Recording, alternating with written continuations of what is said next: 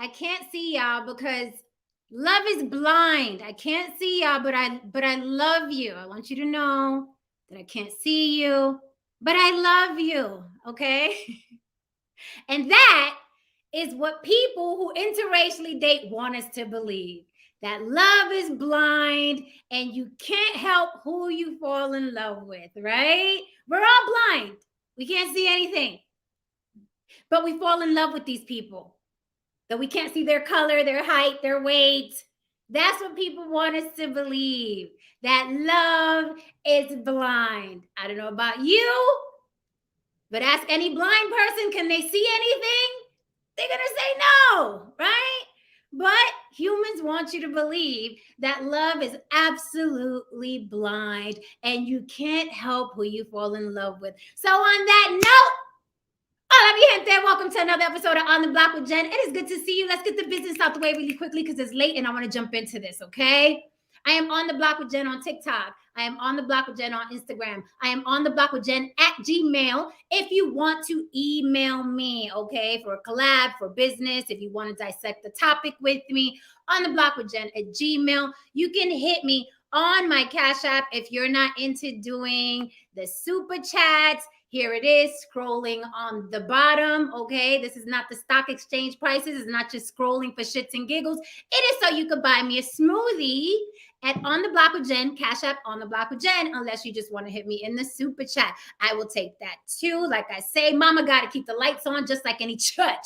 Okay, so let the congregation say amen, amen. I am happy to see y'all here. I'm happy to see y'all here early. I see some comments already that I want to address. Tonight, we are addressing interracial dating, okay? I'm giving you a big trigger warning. Do not email me after this and do not go crying in the chat about what was discussed here. If you've ever in your life been triggered or felt the ways, right, about somebody in your race or your ethnic group, okay, was dating out or dating someone other than you, if it ever happened to you personally in a bad way, trigger fucking warning. Do not cry to me after this. Do not cry in the chat, okay? Trigger warning. If this is going to trigger you to the point where you're going to be spazzing in the chat, you can go to sleep. I will bid you adieu. Good night, and I'll see you on the next show. But I'm going to ask some really tough questions, and you're going to hear certain things that you may have heard on your way growing up in your youth, that you may have heard in your own personal relationships, that your mama may have said, that you overheard your uncle saying, and it really, really fucked with you internally because you felt like you were under that category of that thing that they didn't want. And that's why I am saying trigger warning. With that said, we've all been in situations where someone didn't fucking want us. And we've all been in situations where we didn't want somebody else for whatever reason. Okay, get over it, move on. We're going to tackle this tonight. Why do we date out? Let's tell the truth, right? What if we explored why people date out versus getting mad about it? Now, I will confess, I have gotten mad about certain people dating out because I feel a ways and the feelings run deep. I'll get into that too, okay? I'm not immune to feeling a certain way. That you get older and you're like, fuck what everybody's doing. Who cares? As long as I'm good and healthy and making money and my family's good and healthy and making money. Who gives a fuck what people that I don't know do, right? Hopefully we all get to that age, but let's not act like this conversation doesn't happen over and over and over again. It just happened today on Facebook when that actor, sorry, I forgot his name, but he's in the upcoming movie Creed opposite Michael B. Jordan. I should know this guy's name, but I'm not the biggest fan of him. So I don't know his name like that, but he's in the next Creed. He was in Underground Railroad. He's coming up. The kid is coming up now. He posted a picture of him and his girlfriend, a white woman. The actor I'm talking about is black, and he posted a picture of a white woman, and the comments went wild because they were like, oh, it figures. Oh, that's why he act like that. Oh, I never liked him anyway. Oh, he ugly, right? Because he posted a picture of him and his white woman. Now, before we begin this conversation, I'm going to drop the link early so you guys can come up and give me your experiences, right? This is going to get tricky, right? Because some Latinos, Hispanic, Latinx, they consider themselves black, right? They consider themselves black. So let's say if I'm dating a black man, some Latinos will say, well, that's not interracial dating, Jen, because you're black too. And it sounds wonderful. Doesn't it sound kumbaya? Everybody come in, let's have that hook con pollo and the chitlin side by side. But that's not the motherfucking case, right? I've been in relationships with black men and had their black sisters hate on me because I was Latina, or have their black ex-girlfriends, or just me walking down the block with him. They're like, oh, he like them Puerto Rican bitches, right? That has happened. So let's put aside the bullshit, right? And then no, we're all black together, right? So that happens, all right? We see black men with white women, right? And there's a verbal fisticuffs about that. We see black women like Serena Williams, someone who's the biggest, one of the biggest athletes on the planet. She married a white man. That started a debate online. So let's not act like we don't see what we see and we don't be feeling the ways about certain things that happen. Okay. I am Puerto Rican. I was on set one time and I was opposite 4 or 5 guys, right? And one of the guys was Puerto Rican. 2 of them were white. I think like 3 of them were black. And the Puerto Rican guy says to me, while we're shooting in between taking breaks, he's like, oh, I don't date Puerto Rican girls, so this would like never happen. And we had to pretend that we were on a date, right? So I am Puerto Rican. Now, he was more of a Spaniard Puerto Rican, right? But he's, you know, he has a right to what the fuck he wants to date and who he wants to date. I was not offended. But why wasn't I offended? Because I don't date Puerto Rican men. Yeah, there, I said it. I don't date Puerto Rican men, and I certainly don't date Puerto Rican men who look the Spaniard type, right? We all have a preference. Some people want to crucify you if you have a preference. How dare you have a preference? Love is blind. How dare you look at someone for their tits or ass or their skin color or their hair or their complexion? How dare you? Love is blind, right? That's what your grandmama says, and that's what commercials say, like Dove commercials, and that's what Hallmark cards say. But then there's reality. Right? Then there's all of us. Then there's reality, right? And we have preferences in the real world. And some of those preferences are about race. Some of those preferences are about weight. Some of those preferences are about eye color. Some of those preferences are about hair texture. We have preferences. We do in the real world. We all do, right? So I'm not about to sit up here and let these people keep smoking, blowing smoke up our asses like love is blind. I just fell in love with my husband. I just fell in love with my wife. No, aesthetically, you saw a motherfucker, unless you were literally legally blind like a Stevie Wonder or Ray Charles, unless you are literally legally blind, you saw that motherfucker first, okay? And there was an attraction there. And then you were like, oh, let's see if this person has the personality that's compatible with mine. Then it went further. Let me fuck this person and see if we're sexually compatible. That is what happens in the real world, right? None of us are blind unless we're truly legally blind. So I want to explore this. Like I said, it's going to get tricky because some Latins consider themselves black. But then I guarantee if you dating a black guy and you speak a Spanish, okay, around his community, and one of those black women doesn't like that he's dating a Latina, you're going to feel you're not black at all, right? You're not black at all, right? So that happens. That really happens. Black men who date white women. We hear it all the time. You can't help who you fall in love with. It's all love. Love is blind. Love who you want. I don't care. And as soon as he posts the picture, come on, ladies. Come on. If you are a woman of color, you're like, oh, he's one of them. Oh, he one of them. And hopefully I'll get somebody up here today who's black, white, yellow, purple, whatever, who dates outside of their ethnic group or their race to come with it and be honest about what they've heard from people in their own ethnic group or race say when they date out. I will start for you to make it easy, okay? I'll be your Vaseline. I've predominantly dated black men. I've heard from my own group, whether it's Puerto Ricans or Dominicans, right? I'll give you an example. One time I was in a taxi in New York City, kind of cute. So the cab driver was filling me, right? And he was shooting a shot and he was like, oh, what kind of guys you like? What kind of guys you like? And he started going through the races. You know what I mean? Oh, you date Puerto Ricans? I was like, no. He was like, well, let me find out you date white guys. And I'm like, no. Let me, who you date? You date like Puerto? And I'm like, no. He's like, oh, what, Asian? I'm like, no. And then he was like, you date black men? And I was like, yeah. And he was like, how could you do that? Like, you're, the taxi driver was having this conversation with me. Now, he was Dominican. Some people say that Dominicans are blacks, but do you see what happened right there? Do you see what happened right there? You are what you identify as, right? As what you identify as, I'm sorry. That is what you are. It doesn't matter how many people are telling you your hair nappy, so you black. It doesn't matter. If that person does not identify as black, they are not black in their world. And nothing you can say is going to make them black. Because if a person is saying, I am not black, I am this, you can't make them black. No matter how hard you stomp or yell, you're black too. If they don't consider themselves black, they are not black. Okay. So he was a Dominican man telling me, why am I dating black men? Now, not just Dominican men, but Puerto Rican men too. I am Puerto Rican. Puerto Rican men have questioned me, how could you date black guys? Right? Oh, you date a cocolo? That's for some of us that are older from the East Coast. You dating a cocolo? You dating a moreno? Oh, it's like that, shorty, right?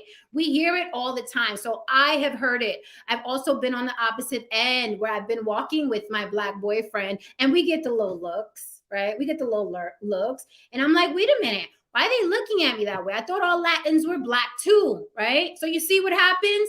We talk real good, but in the real world, shit happens. Shit happens.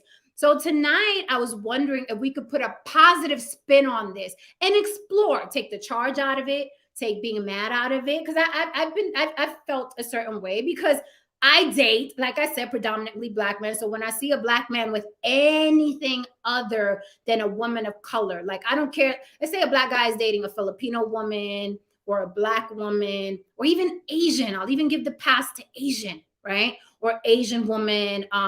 She could be, Armenian. She has to be some sort of, ethnic, some sort of color, whether it's beige or dark brown. If I see him, right, with a non-woman of color, yeah, I've been that girl that's like, oh, he one of them.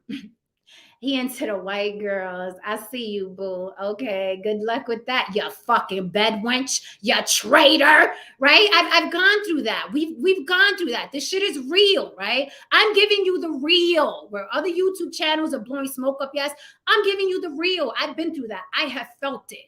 I went through all the emotions. Do you not know that we were all enslaved? Yes, newsflash, mi gente. In Puerto Rico, in Hawaii, right? Puerto Ricans were enslaved as well. I know it's a shocker. I know it's a shocker. But oppression is a disease that spread widely, and so did slavery, right? Remember the different boat stops during the slave trade? Yes, we were also enslaved and raped and harmed and murdered and tortured. Yeah, a lot of us. A lot. I know it's a newsflash, but yes, it transcended many ethnicities and races. Them boats got around. Okay. So yeah, Taina, right? Taina. I'm looking at, these men of color and I'm like, how dare you? How dare you after what we went through? You know what I mean? The oppression and the boots on our neck and how fucking dare you? And this bitch is not going to understand you. And who the fuck do you think you are? And how could you even relate to a woman like that? Like, ooh, you're one of them. I've been through that. Luckily, I grew up and I'm like, whatever, it ain't my ass, it ain't my money, right? Do what the fuck you want to do. But when we're younger, and even some women now, some women have never grown out of how dare you betray us, right? Because they have triggers. Y le quiero dar la razón. Like I want to give them the reason, right? I'm trying to translate that. Give them the reason, right? I think something that men don't understand is this, right? And I'm not going to beat up on you guys today because I beat up on y'all yesterday. But something men don't understand is that it's a huge trigger for women, right? When you date out, because these women have been through systematic oppression and they've been through the snide remarks and the dirty looks, and they have had their hair texture attacked, and they have been like, oh, your name's too complicated. What's your name? Taquasha? You know what I mean? So their whole lives, they're going through this trauma, right? So it's deeper than you just dating that white woman. It's like, yo, what the fuck? Do you know what I go through? And you're just gonna turn your back on us? That's just real. Those feelings are real, right? They're real and they're deep, right? With that said, you don't have to live for anybody, right? You don't have to live for anybody. You live your fucking life, marry who you want to marry, go out with who you want to go out.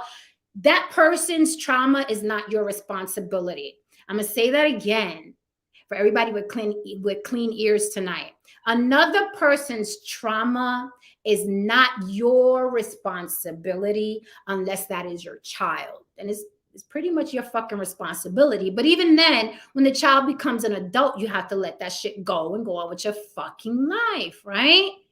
Someone else's trauma is not your responsibility, especially a stranger. But I just want you to understand that's where the trigger and the charge comes from, right? You don't know what that woman has been through in life just because of her racial makeup or background or hair texture or color. You don't know what she's been through. So that's where the charge comes from. And I think when you understand a thing becomes more tolerable, right? Because we all get defensive. Men who, let's say black men who date white, they get defensive automatically. Like, let me love who I love. What the fuck you, bitch, right? You get defensive. But, you know, every now and then you got to think, where's that coming from? And again, not your responsibility, but just if you have a better understanding of it, you'll have less of a reaction. You'll be like, okay, I understand where she's coming from. Not my problem, but I'm not going to attack this person because she's coming from a place. It has nothing to do with me. I'm just going to let, you know what I mean, a spade be a spade and go on about my business, but I don't have to get into it with her. That is life, right? So it happens.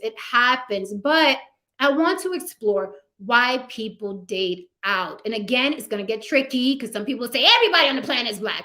Everybody on the planet is white. No, we are different ethnic groups. All right. Someone could call me black all day. I'm still, you know, Big Mama is still going to make a pot of collards better than me. And I make collards too. I throw the neck bone in there. Sometimes the fucking pepper with the bacon, but I'm not going to make collards the way Big Mama makes it. We are different ethnic groups. We are different culturally. And that is okay. And that is okay. Embrace who the fuck you are. But people try to make this big melting pot, and the melting pot does not fucking exist, okay? It does not fucking exist. It was marketing to get your ass into the military. America, you know, land of the free, home of the brave. We're all one. It's a melting pot.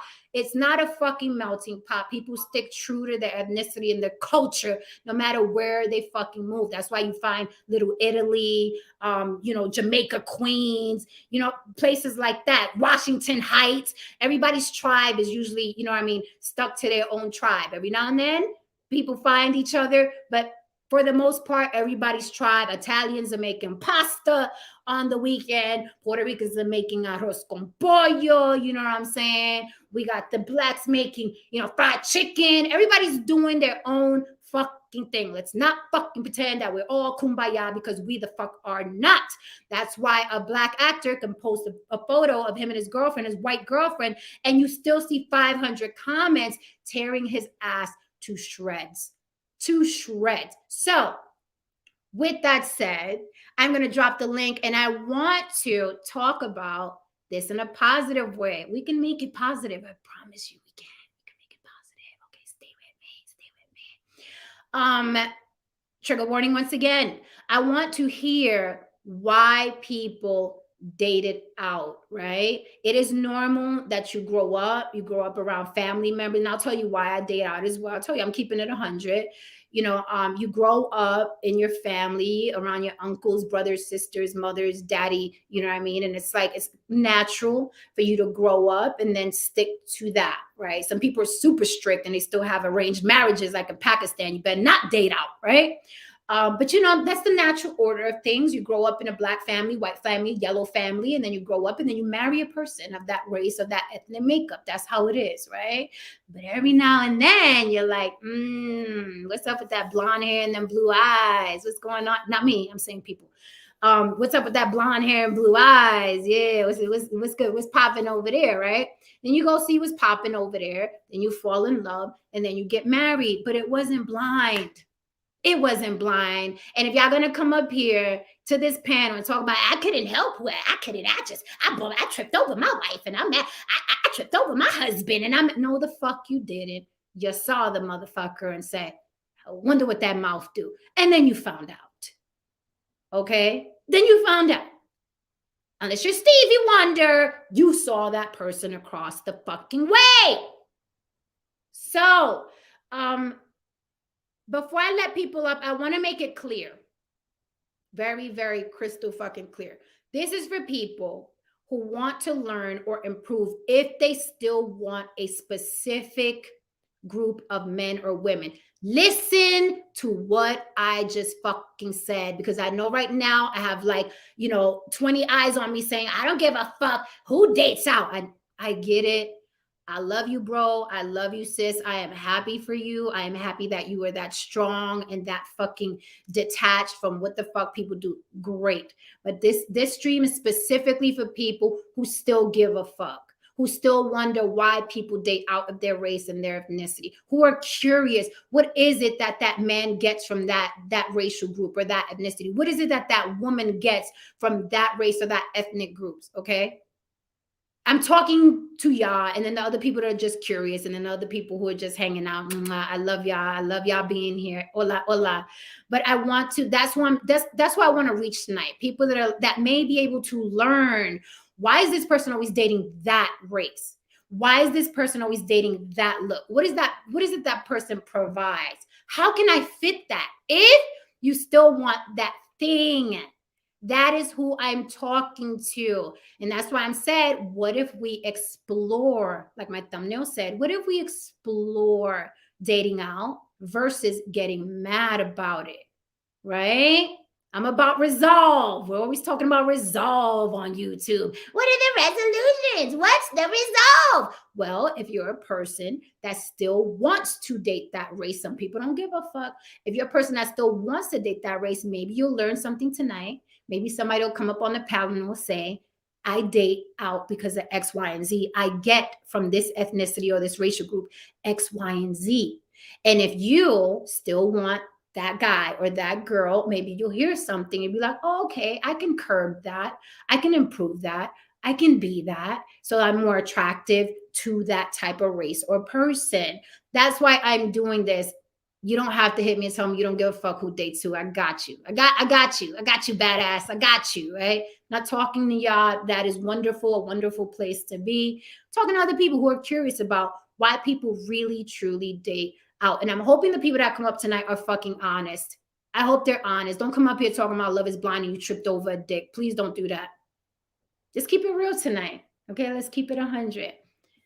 Let me drop this link for y'all. I want to get some real information tonight. So I hope some of my bold people come up. Say it with your fucking chest. Why do you date out? Why have you dated out? Okay, these are the questions I'm going to be asking you. Don't come up here like a fucking deer in the headlights. I'm going to ask you. My screen is blurry. How about now? I'm going to ask you, why do you date out? What did you get from them people that you dated out with? What did you get? What were the stark differences? Why do you keep doing it? Or did you date out and you don't date out anymore for whatever reason? I want real fucking answers, okay? Tonight we're hurting feelings. That's why I did the trigger warning in the beginning. If you're going to be triggered, okay, maybe this isn't the stream for you. I'd like you to stay. But if you're going to be triggered and this is going to bring up some emotion of something your daddy told you or your first boyfriend told you or the woman that took your virginity, this is going to hurt your soul. I don't want to hurt you. So you shouldn't be here. But I'm going to ask the real fucking questions. And some of these answers may sting a bit. They may sting a bit. Okay. So, okay, I got some guys backstage and I got a feeling they're going to be super honest when you see who they are. What's up, Veganista? Yes, mama, listen. Sit back and listen. We are good. If you just want to listen, I'm good with that too. It's no problem. All right, so let me bring my fellas up and let's ask the real questions. What, am I still blurry, Tristan? I hope not. What's up, everybody? Good to see you guys. So, per usual, ladies, I'm about sick of y'all ladies. Let me tell you, I fucking love you like I love red velvet cake. But you heifers are getting on my nerves because there's always men up here. It's always men up here. And then y'all are chatting in the chat, talking about everything they're saying is wrong. But they're the ones that come up here. I need some more ladies up here. You don't have to cam up. You ain't got to throw on your makeup. You don't got to take your bun down, but you could come and cam up and talk to these guys. Okay? There's a lot of testosterone. I'm going to catch a contact and grow a dick talking to these guys over and over again. Y'all got to help me out. Come up here every now and then. Y'all steady be yelling from the chat. Come on up here. Let's let these guys know how we feel. What's up, Big Truck? Oh, it's going to be an eventful night. Look at his profile picture. Good evening, good Friday. Good evening. That is hilarious. What is your internet? Are you using Starlink or something? No, Cox Your cable. sound is okay, but your visual is blurry, and it's not your camera; it's your bandwidth. It's getting a little bit better now. I'm not sure why, but you're still blurred a little. You're like 720p. Has that happened before when I've been live? Sometimes it happens in the very beginning. I don't know. It kind of looks like it's evening out now. Like, what kind of internet you got? Cable? Yeah, Cox cable. Yeah, that's what it is. Yeah, I use Fios, but I guess I don't know if y'all have that out there. So, because it almost looks like you're using Verizon. I have Verizon Fios, but that's like the best thing you could possibly get, like fiber optic. It's like you don't share bandwidth, so when other people are on, you don't lose your quality. You know. Oh, okay. Because there's no one on but me right now. All right, gentlemen, welcome to Saint. Hey. Good to see you. Damien, how you feeling today? Doing great. I'm straight. Okay, good. Good. I am glad I'm not using Netscape. I don't even know what Netscape is, but I know Netscape Navigator was like internet from '95. You're looking fine. Listen, your beauty's still shining through. I have a question. Is that is Big Truck's avatar picture? Is that Pearl girl you guys were talking about last night? No, that's not Pearl. Well, first of all, Pearl is taller than this chick was, so no. Well, Pearl is the one in his avatar actually looks like a girl, but you didn't hear from me. Pearl's a pretty big girl. What is it? Just Pearly Things. Everybody's on her ass, clout chasing all these damn strugglers. And it's just sad because it's like I see more from them than I saw from her. They're all over her about that Me Too video. Yeah, no. Moving on. Moving on. All right. So Jim, to answer your question as hurtfully as possible, I'm totally disgusted with the culture here. I honestly think American culture is toxic and poisonous. Dating overseas, it's just so much better.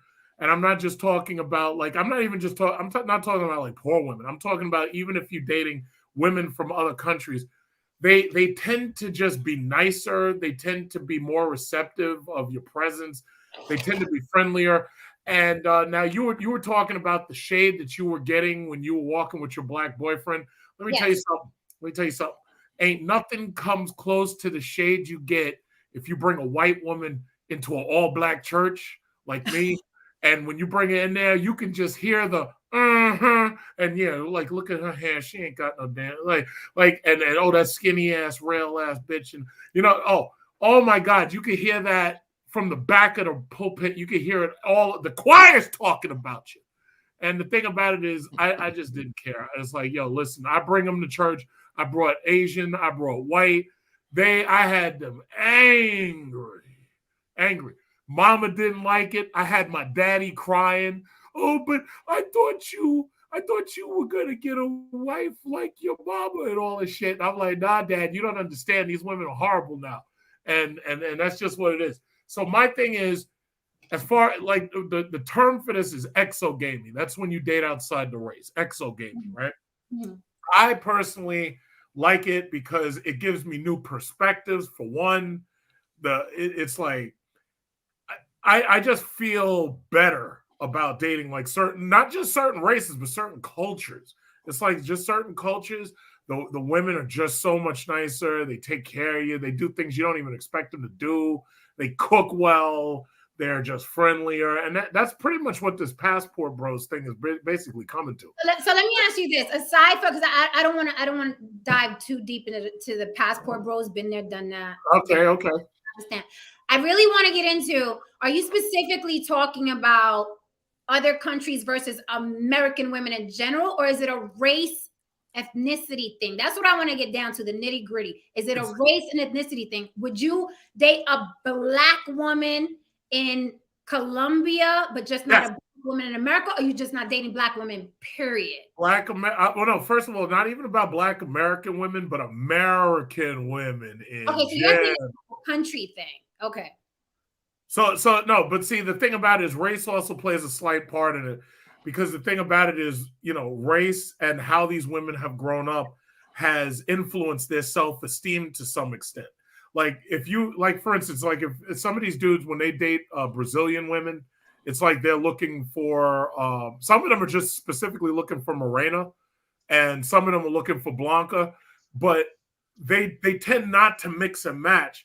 Because the thing about it is, certain countries, the darker skinned women do get treated like less than the lighter skinned women. Same thing goes for the Philippines. Like, you get warned if you go to the Philippines, don't date the dark skinned Filipinas. But those are the one everybody wants. They don't want the light skinned Filipinas. They don't, because they act totally differently. They want to go after the dark skinned ones. The white guys aren't looking for the light skinned Filipinas. Most of these, like the black men that go over there, they're looking for the light-skinned Filipinas, not the dark-skinned Filipinas. But the white guys looking for the dark-skinned ones. And when you see Brazil, these black guys going down there looking for these dark-skinned Brazilians with these fat asses.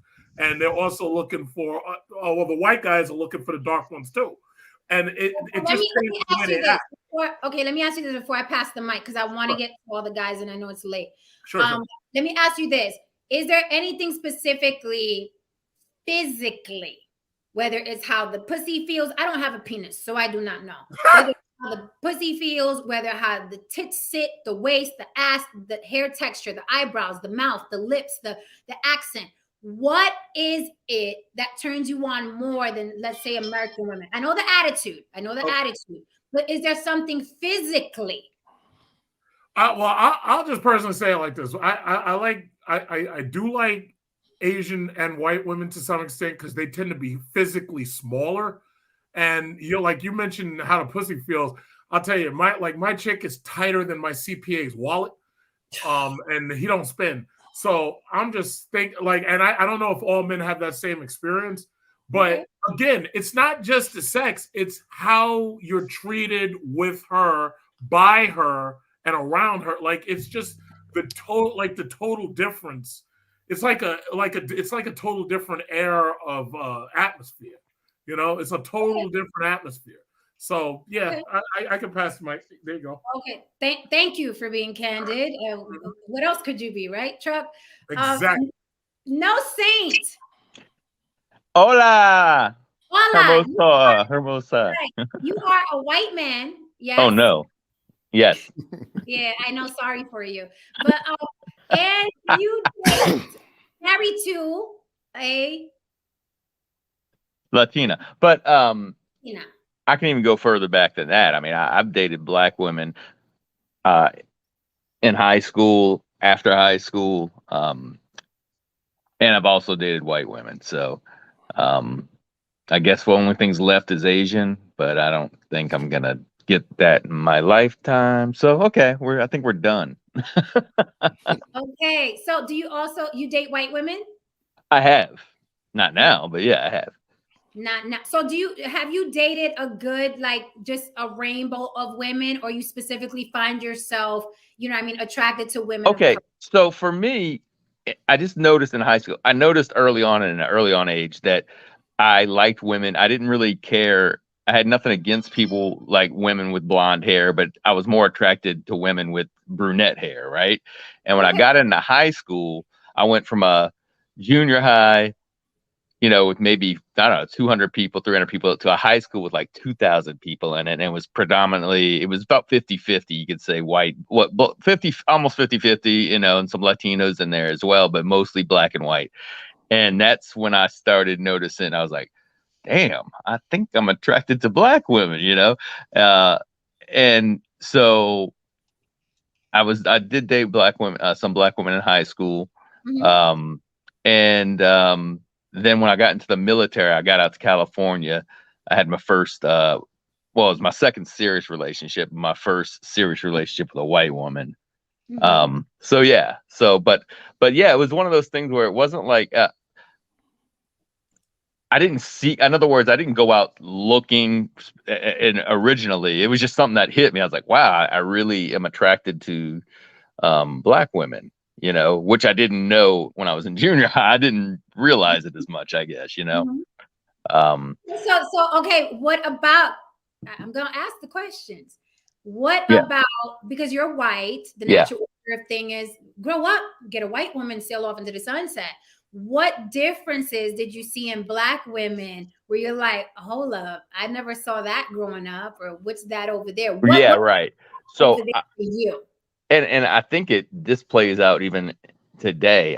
Was definitely I guess the voluptuous, you know, back then in high school was like the, you know, nice butts, their bodies, you know, that was the initial attraction. I mean, it faces everything, but I'm just saying that was like, wow, you know, that was like,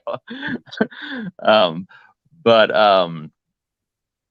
and I said that plays today too, because like Erica, she's got that type of a body. Who's Erica? Is that the wife?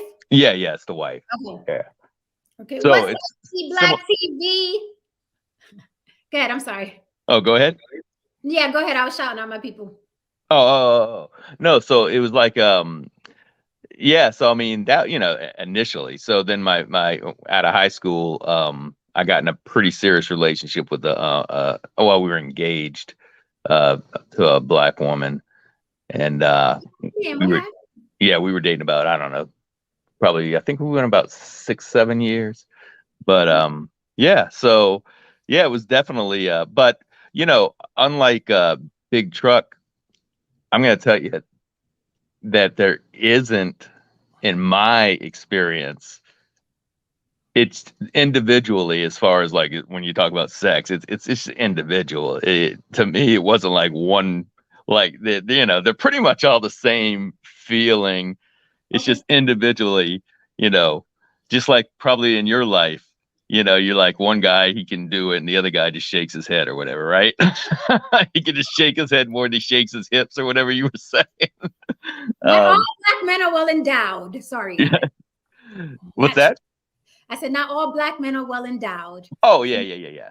I mean, there was all that stereotypical stuff too, you know, that you know, you think, but you know, as you get dating experience, there really isn't a whole lot of difference. And the girl out in California, the white girl that I was really serious with, yeah, she was pretty good. So like, when you're having sex physically, was there a difference? Like the first time, okay, if you can remember that far back, you were right. with a Oh yeah, I remember. Oh, he remembers. Good. Okay. So was it physically in bed? Was it a different experience than the white women you had slept with? Can you talk about that? Was it different? Her body, her movements, was it different for you? I mean, no, it wasn't. I mean, there was differences. I'm saying there was differences, but I that's what I was trying to say. I think it's more individual. Like depending on the person. I don't think, in my opinion, I don't think you're born with any, you know, like each race is born with like some kind of magical thing or something. I think it was pretty much depending on the person. Okay. All right. So let's pass the mic, Damien. What's up? How are you? Can I get some podcasts? If you want to see more of Damien, you have to go to Can I Get Some Podcasts, spelled out exactly like that. Can I get some does not mean can I get some booty. It means can I get some podcasts, like can I get what happens on podcasts. Okay. Yeah. Exactly. Right. That's exactly right. Appreciate that. Okay. So Damien, you are a Black man, as far as I am a Black man. Now you could have been Puerto Rican and Dominican. Very easily. I could have been. I would have, you know. Right. I could have been, absolutely. I am an African American man. Yes. Okay. And you are married? I am married. To a? Well, you might as well just say white, because I know that's what everybody can say, but she's native, she's indigenous, Dutch, and Czech. Okay. That's as white as they get. Okay. I mean, wait, what? Native American is white. Okay. What are her physical features? What's her hair color? Dark hair, dark eyes. I've always had a thing for dark hair, dark eyes. Okay. Well, she's not And black. that could, yeah. She's not black. If you my walk, she would think. A lot of people think that she's like biracial because she has like Asian eyes. She has like the Native American eyes. So. Okay, cool. So if you didn't do the natural order of things, which is I'm a black man, I got black sisters, mother, blah, blah, blah. I'm just going to go ahead with this black woman and sail off into the sunset. That I did. I married, my wife is my second wife. My first wife was a black woman. Okay, your first wife was a black woman. Okay, so let's talk about the one right now. So what made you go that route instead of say, hey, it didn't work with the first black wife, I'm going to go get me a second black wife? I mean, I was kind of like saying I like was open at whatever. When I got out of all throughout like high school and stuff like that, I dated nothing but black women. It was like where I grew up, there was nothing but. Then I joined the military, and that opened me up to like different opportunities to date women. So I've slept with a number of different women of different races or what have you. Probably every race, every continent except Antarctica. I've probably I've slept with a woman from there. But it was just it was nothing in particular. And then the funny thing is just like people think that the way I met my wife was just like we went to a party. It was thrown by a black dude. It was about 80% black. Her black best friend brought her there. And she sat down and started talking to me. It wasn't like I was like, oh my God. I was like, excuse me, sister, why don't you, my beautiful black queen, why don't you tap that white girl for me? I wasn't like that, it wasn't like that. It was just happenstance or what have you. And she was dope, and it was cool. And then we started rocking and rolling. And it was like, actually we broke up for like 3 years. We met, kicked it for like 6 months, and then we broke up. And then I started doing my thing, and then we bumped into each other 3 years later. I'm not gonna let you off the hook, right, Damien? I got a question for you. Go ahead. You said that the party was thrown by a black guy. It was 80% black people. You're attractive. You're tall. I know them sisters was checking for you. I know they was checking for that tall glass of yoo-hoo in the corner. Okay, Mr. Tall Glass of yoo-hoo. Okay, but your attention went to homegirl. Why specifically? Let's keep. Okay, I'm gonna tell you the situation. Remember, I mentioned the name Worldwide Dre. He was kind of like a hustler player kind of guy. So it was a lot of local and D-list celebrities there. Third string NBA players. All that kind of stuff would come to his house and like party. So a lot of the women of all races, because it was like I said, it was 80% black, but it was like all the races were wanted to ball us first. They was like, I think Mark Curry was there from hanging with Mr. Cooper. Like they all wanted like the ballers and all that kind of stuff. Like I've been to the parties. I see what happens. And I'm just a cat who, I'm 6'1", what you call it, but they know nothing about me. So I'm sitting down just having a drink. And she just happened, like I said, she the funny thing is she had saw me at another party before with my black wife and was like, damn, and thought I was attractive. But she didn't come up to me then. She was respectful. She didn't come up to me then. And then I got a divorce. And then she happened to see me again. And she was like, oh, that's the cat I saw at old boy's house. I'm going to go holler at her, see what's up with him. Get Mona Scott on the phone. She was scheming while you was with wifey. And then what's called it. And I don't know. It was funny because like, it's like, for some reason, I remember once when I was married to my wife, my first wife was black. I went out to like a restaurant with my boy Ty. And Ty, if you don't know, if anybody here from the Bay know about where E40 from the Vallejo, now that's hood. And he was out and out, but I love this cat. Remember I said your energy's the same where he don't give a fuck. He just say he says what's on his mind. So we're out, and this sister was serving us, and she was talking, and Ty was flirting, whatever, and I wasn't flirting. She was like, "Yeah, you probably ain't saying nothing because you like white chicks," and I've had a black wife. I'm like, "What?" I was like, "Where did that come from?" I don't think there's no real like advantage I've gotten or anything like that. There's not a get out of free card that you get because my wife is white. Cops pull me over, it's all the same. I walk into a job interview, a bank to get a loan, it's all the same. So I don't see there's no real. Okay, don't overcompensate with blackness. Pause right there. Don't overcompensate. Okay, we understand when the cops come, use black. Got it. But I have to pull this up because Don Levon is right. He said that's not what she asked you. Why did you choose a white woman over the black women at the party? Even if she came up to you, I'm sure there were beautiful black women there. The 80%, okay, black party and the ballers are there. I know them sisters was shining. Okay. Yeah. And I'm like I said, I'm gonna keep it funky. It was like this was the first real party I went to after my divorce, so I didn't know what the fuck to do. My head was all fucked up. So I sat down and somebody started talking to me. I'm like, oh, okay. I guess I still got it. Let me start talking to this person. And then it went from there. It wasn't like I wasn't there to choose anybody, but nobody else came down and sat next to me. It could have been a whole different story. If somebody else would have came down and sat next to me, started talking to me, showed some interest in me, could be a whole different story. It's just who happened to sit next to me at the time. And she was bad. And it was just like, I didn't like say, excuse me, I didn't pick anybody. I got chose. And that was the kind of situation those were kind of parties where you get chose. You don't do the choosing, if you know what I mean. If you've been in those type of situations. Yeah, the NBA players, those D-list celebrities were getting chose by the women that day. Right. And I didn't get chose. So there was nothing in you that just had a little tinge of, I don't want to be with a black woman again right now. Nah. I mean, there's I don't understand that. It's just like, if you're a fan of like fat ass, which I am, why would you not want to be with a black woman? And my wife just happens to have a really great a fat ass, but it's just like, I don't understand why you wouldn't want to be with a black woman, because traditionally the fattest, most natural asses are on black women. So I don't know. Okay, so before I pass the mic, can you give me because I love how Big Truck just came on and said, this is what happened to me at church when I brought these women there. Because again, a lot of people say there's nobody cares. Nobody cares who these people date. It's fucking hogwash. People care. People say it out loud. People care so much. They don't even keep it to themselves.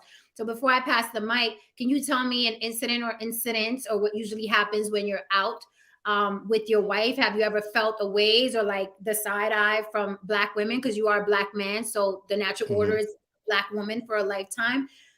Can you tell me about an experience that you've had like that? Yeah. Like my mom, before she actually met my wife, like I remember like she was talking about my older brother. She was saying something and she was talking to one of her sisters, I think. And she was like, I know, but one thing I can say about Derek, he keep his black women. He stayed with his black women. She was saying it. And you got to know who Derek is. Derek is a criminal. That's my oldest brother.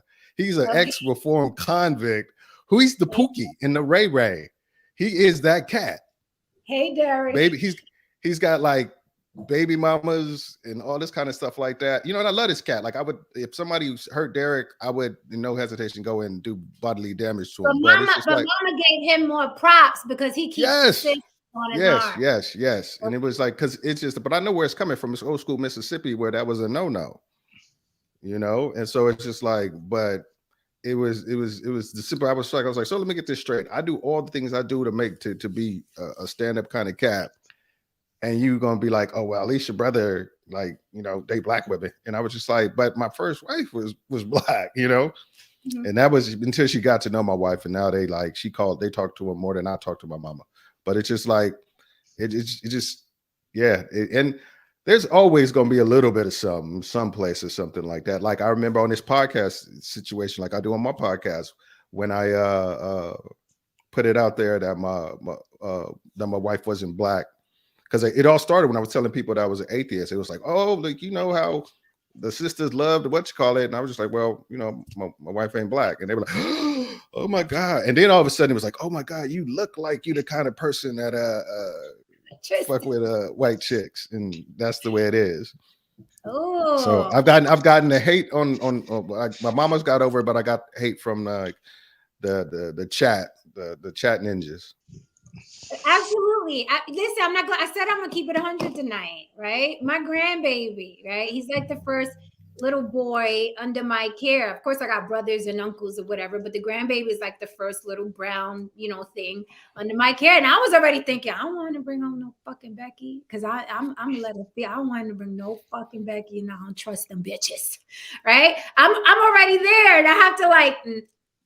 It's his decision as long as she loves him, right? But it does make me feel the ways because I'm like, no, the fuck, no, right? We still feel that. So the mamas are always going to feel that until they get to know the woman, because ultimately we just want someone to treat our children well and love our children. At the end of the day, that's really what we want. But some parents don't let that shit go. Some parents are like, don't you bring me no white girl up in this house, right? And it's funny. One thing that you said was like a difference that I noticed too, is like family wise was like, one thing I say, like her family is a lot more like enmeshed, like they're all up in their shit, and I had to get used to that, which is kind of because like my family come over to my house, they chill, they have a drink, they have eat some food, they like chill, we'll shoot the shit about the old days, and then they bounce. Like her family come over, they want to like be in your shit, like, oh, let me rearrange the pantry and do it, they do that funny style shit that I'm like that like get on my nerves and shit like that. Like her sister is living with us right now with what's call it, and they are enmeshed, and it's just like, so it's just like I'm not used to that, and that kind of throws me off a little bit. So let me ask you a question before I pass the mic. In your marriage with her, in your relationship with her, was there ever a time, we telling the truth tonight, okay? Fellas, gentlemen, was there ever a time where you're like, wow, I never got that thing from a Black woman, that particular thing, I never got that from a Black woman. I like that I'm getting this from her. This is different culturally, ethnically, sexually. I never got that. This is dope. So I'm going to stay here. Nah, because like if we were to split up, I'd date whoever was bad and had a fat ass and had dark hair and dark eyes. Wouldn't care what they look like. But just to kind of Black TV said we need to know what city the white girl was from. She's from the Bay, like me. I'm from San Francisco, born in San Francisco, moved to Oakland when I was 17, and she's from Alameda, which is a city right next to San Francisco. But it was like, all her friends were Black. Like she was the white chick with the Black friends because she liked hip hop and she liked basketball and she liked that kind of stuff. And she went to a school that was mostly Black. So she wasn't like the Becky from the suburbs coming down for an adventure with a Black man. It was none of that going on. It was like she was at that party because she knew what that party was about. It wasn't a field trip. Okay, so aside from, wait a minute, I've been talking for 57 minutes. I ain't see one fucking super chat come through. Don't play with me. Okay, so before I pass the mic, and her Black best friend just married a white dude. Okay, but check this out. Aside from a fat ass, we got it. Wifey got a fat ass. Yay. Aside from that, was there something culturally? Because I'm trying to teach people. There may be some you're a Black man. There may be some Black women who will watch this and be like, I want to know what kept that Black man or attracted that Black man. And I'm willing to change that to get a Black man. Because believe it or not, there are still Black women out here who want Black men and want them very, very badly. So was there something culturally that she did that you never got from a Black woman? I'm saying Black woman because you're a Black man, and that's 9 out of 10 Black women want to be with Black men. So was there something she did aside from her body, aside from her physical appearance? Was there something culturally that you're like, wow, I can't get that from a Black woman or the Black women that I've been with, because everybody's different? Yeah. I was I guess I'm gonna be pretty boring because there was nothing that I was like, man, only you white woman I'm getting that from, because there's nothing sexually or whatever, because my first wife was all good and this one's all good. It was just like it is what it is. Like I said, I guess I'm gonna be pretty boring on this one. Okay, no, that's fine. You're not boring. That's your experience. Mm-hmm. Tristan's the baby on the panel. How old are you, Tristan? I like how I'm in my 30s. I'm the baby. That is so crazy. You the baby. So crazy. Yeah, you're a baby. 30 what? Hold on. 34. 34. Would you had to count your fingers? Yes. Good.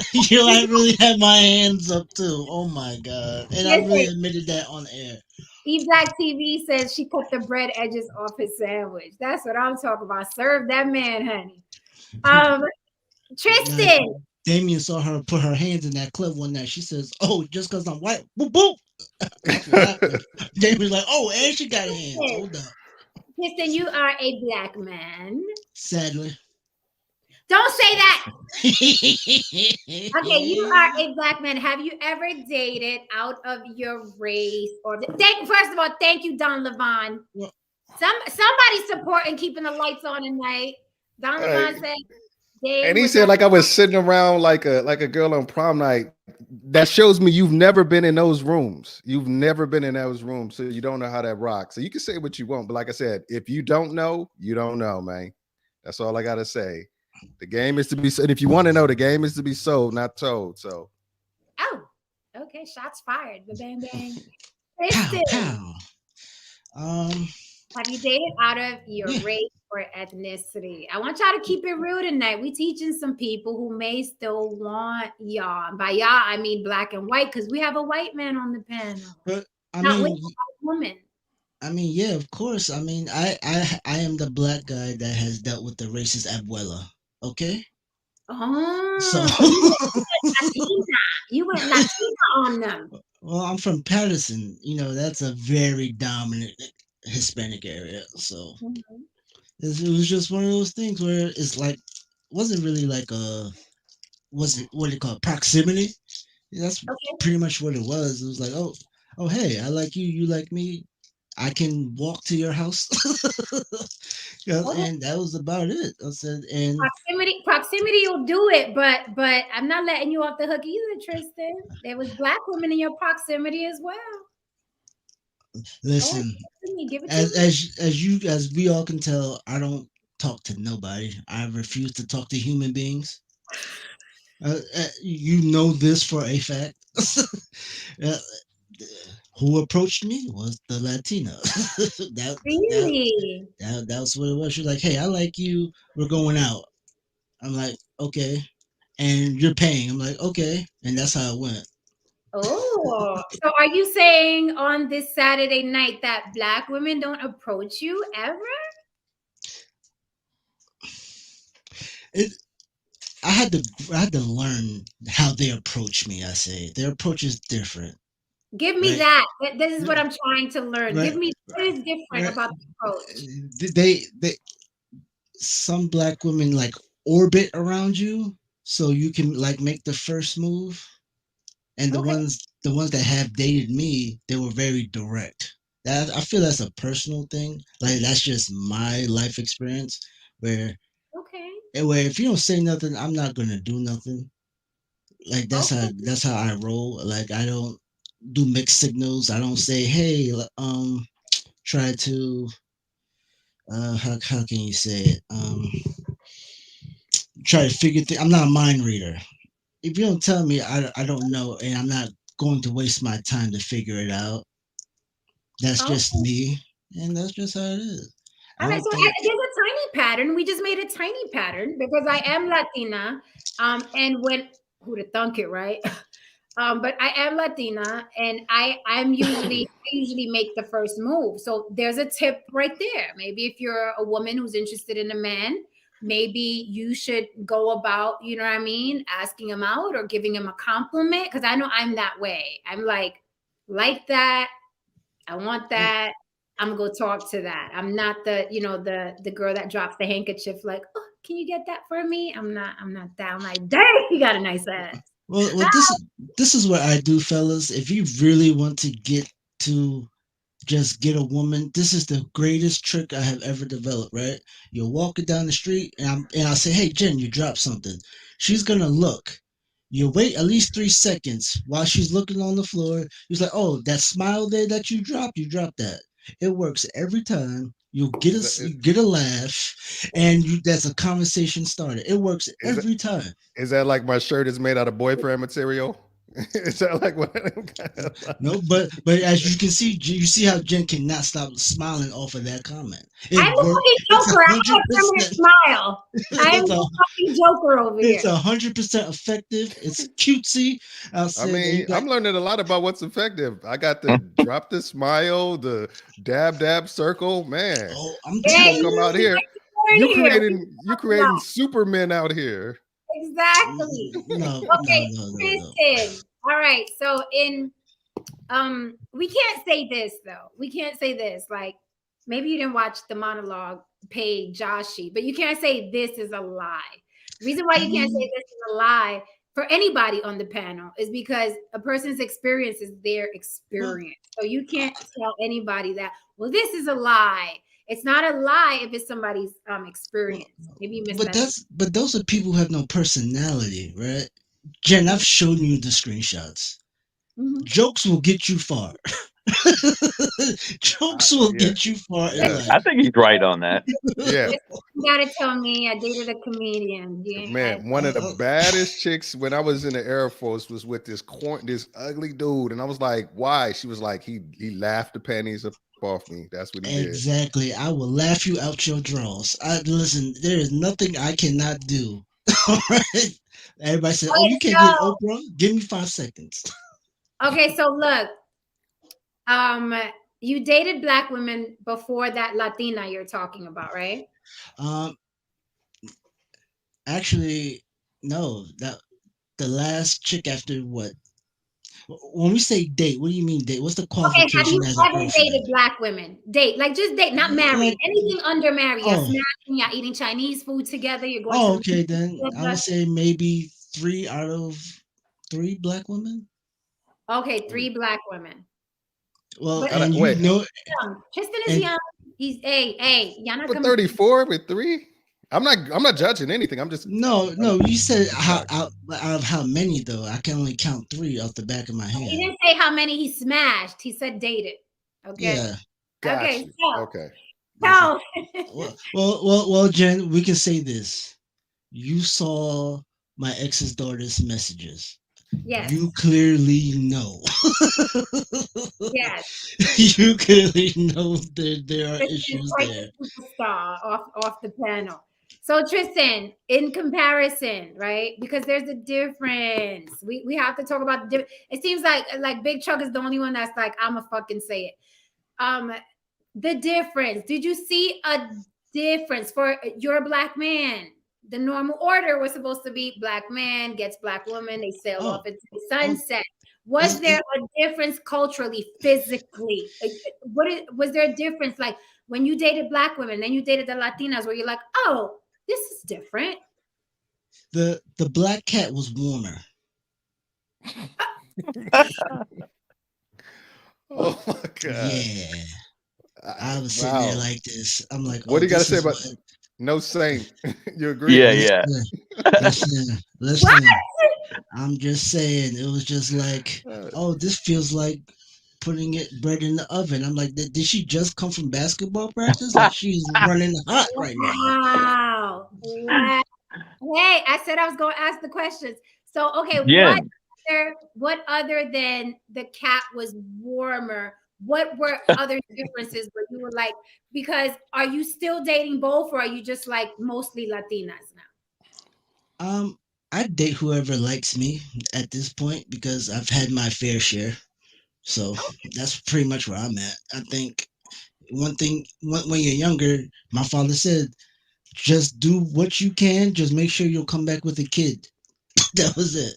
So, just slanging and banging. That was pretty much it. You gotta love those life instructions. Jen. I heard the thing growing up, and I'm like, Mom, I'm not fucking. I'm selling crack. But that's another show. Yes, no saying. Yeah. Before pass the mic, I have to say, when I was saying the differences, I was talking sexually. There was a ton of difference culturally now, especially.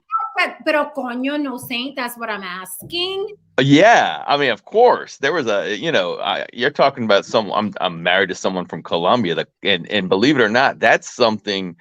And maybe Big Truck knows about this too. That's something, especially if you're married, you really need to learn how to navigate because it is. So what a difference is between the Beckys that you dated? What are the differences culturally? But what about the new race or ethnicity you're with is better or more tolerable or more attractive than them white women that you dealt with? What were the differences? Well, I'll put it like this. First of all,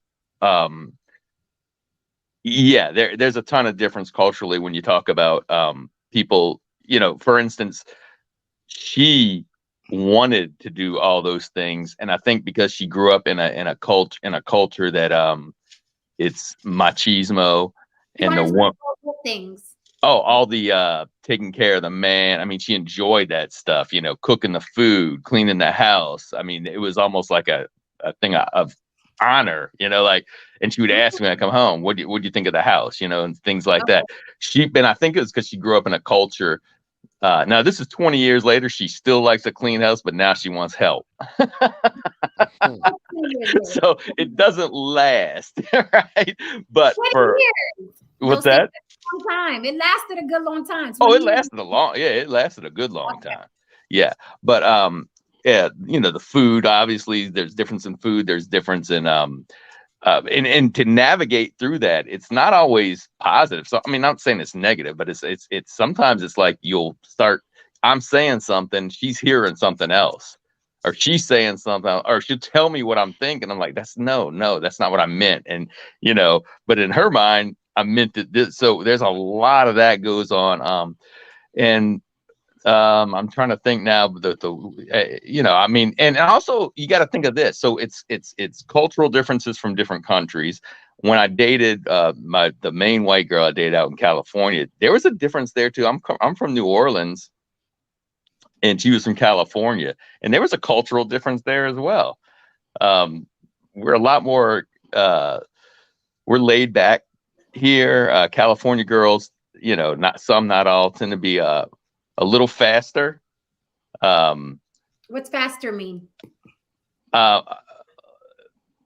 Like sexually a little faster. Not all. I mean, some, not all.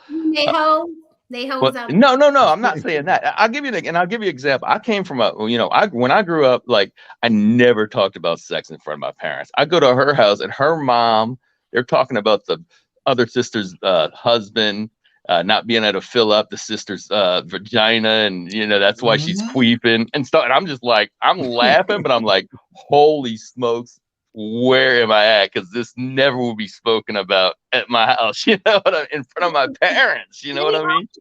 Let me ask you something really quickly, and I want to pass the mic to Haran because he's having connection issues. I guess everybody's on Netscape tonight. Yeah.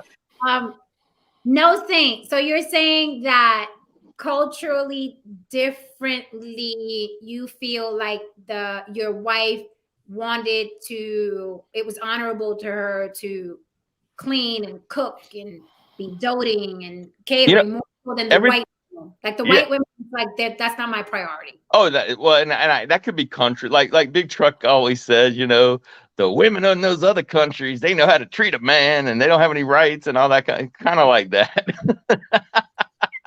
Kind of like that. No. But I don't know if that's, you gotta love those women with no rights, man. But I don't know if that's you know, you would be Jen, you would be able to speak on if it's that way in the Latino community in general, you know, in the United States or not, you know. You know it is there too.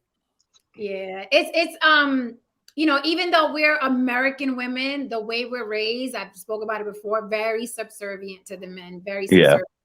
And what you said, like, it's an honor, like we're raised that way. Like it's an honor to, like, that's why we get mad. Like if we cook and, you know, my man calls and he's like, oh, I already ate. I was like, fuck, you did. I just worked 4 burners is what I did. So you better have space. But, you know, it is an honor for us to keep a clean home and keep ourselves looking good. It is. It's very important, even though. And I'll give you one quick before I pass out. I just want to say, you reminded me of something. We were in Portugal, and there was an American base there. I was in the Air Force too, so and we'd go to the commissary on base, and they used to make, like, the Portuguese used to make fun, and I noticed that with Erica too. Like, we'd be going to the grocery store and she's got to take an hour to get ready. You go in there and all the American women are in sweatpants, you know, sandals, socks and sandals and everything. Pajama bottoms and sweatshirts. That was like the exchange outfit of the day. Yeah, yeah. And so my Portuguese friends would be telling her, so how long before you get in sweatpants? Okay, so let's pass the mic to Haran. Haran, I know you get around. Haran, Can everyone hear me? We can perfectly. hear you, brother. Hey, what's up? What's going on? All What's right, up? awesome. Yes, we got asking. A black man. I'm good. I mean, I'm struggling tonight for some strange fucking reason. I don't know. Get out Okay. the bodega. What's up? I said get out the bodega. Let Stop him using talk the before he Wi-Fi. drops. Let him talk before he drops dead. Yeah, we got it quick. We're on the clock. Right. You find me with your wife doing what now? What? Oh my god. Haran? Anyway, go ahead. I'm right here. Ask me the Okay. question before I die, man. All right. You dated out. Who have you dated out? What race or ethnicity did you date out with? Um, if I settle, if it's a concept of me settling down, I mean, I'm settling down with a black woman. Okay. During my, music industry days, I mean, I slept with white women, slept with, Latinas, slept with whomsoever. I just really didn't mess with an Asian before. Okay, another one who needs an Asian. Okay, so what I wouldn't say I need an Asian. Well, I don't necessarily. I mean, I'm on the fence with Asians. You know what I mean? Because from my understanding, a lot of them can't take a black man's penis. So I'm on the fence with Asian women. I mean, we're telling the truth tonight, right? What's up? we are. Y'all want me to be honest and shit. So, don't look at me. You only thought about we telling the truth tonight. I'm telling the truth. Sidebar, when I hear that, I'm like, we push out 9-pound babies. How can we not take a dick? I mean, that's my logic, but the word on the street is that things can get a little uncomfortable for both parties. Hey, Right. I cannot. Haran got that black No, snake that's bone. So what were the? I didn't say that. I'm just saying, What were the cultural differences? What were the cultural differences? Well, a race or ethnicity that did something better than the other, and what was that? Well, in the music industry, the white women were fucking wild. I'll just keep it 100 with you. They were what? You know what I mean? The white women in the music, they were wild. They were down for whatever. Okay, all right. The white women. I mean, I learned a lot of. Well, I mean, yeah. No, I had a white woman tell me that she enjoys being with black men. She told me this. She said she enjoys being with black men because she can be her natural slutty self. She said that white women are pressured to be these debutantes and to be very pure around white men. Okay. That's what she told me. That's interesting. That's what she told me. Now, this is. I mean, I'm getting pussy. Like, why would I feel offended? You didn't feel fetishized. Like, why? Word. What happened? Like you didn't feel like a piece of meat, like you were just a fetish for her, like the big Mandingo warrior, like, or you were like, whatever, I'm smashing. I mean, that would be wonderful if that's what I am in that moment. It's not about morals or ethics in that moment. Sweetie, whatever you need for us to get to where we need to get to, come on, baby. Like, look, man, let's not overthink this. That's how shit gets fucked up. Okay. So you need to have, if you need that, awesome. I can provide. Let's go. Okay, so since you're a black man, the natural order is you date black women or marry a black woman. That's usually what the parents want. Yes. They blah blah blah. Did you Yes. ever date Yes. another race or ethnicity? Because you've dated all kinds of women from all over the globe. Did you ever date a race or ethnicity other than a Black woman where you were like, damn, I wish Black women would do this? Was there a this? No, because the only other race that I actually dated was was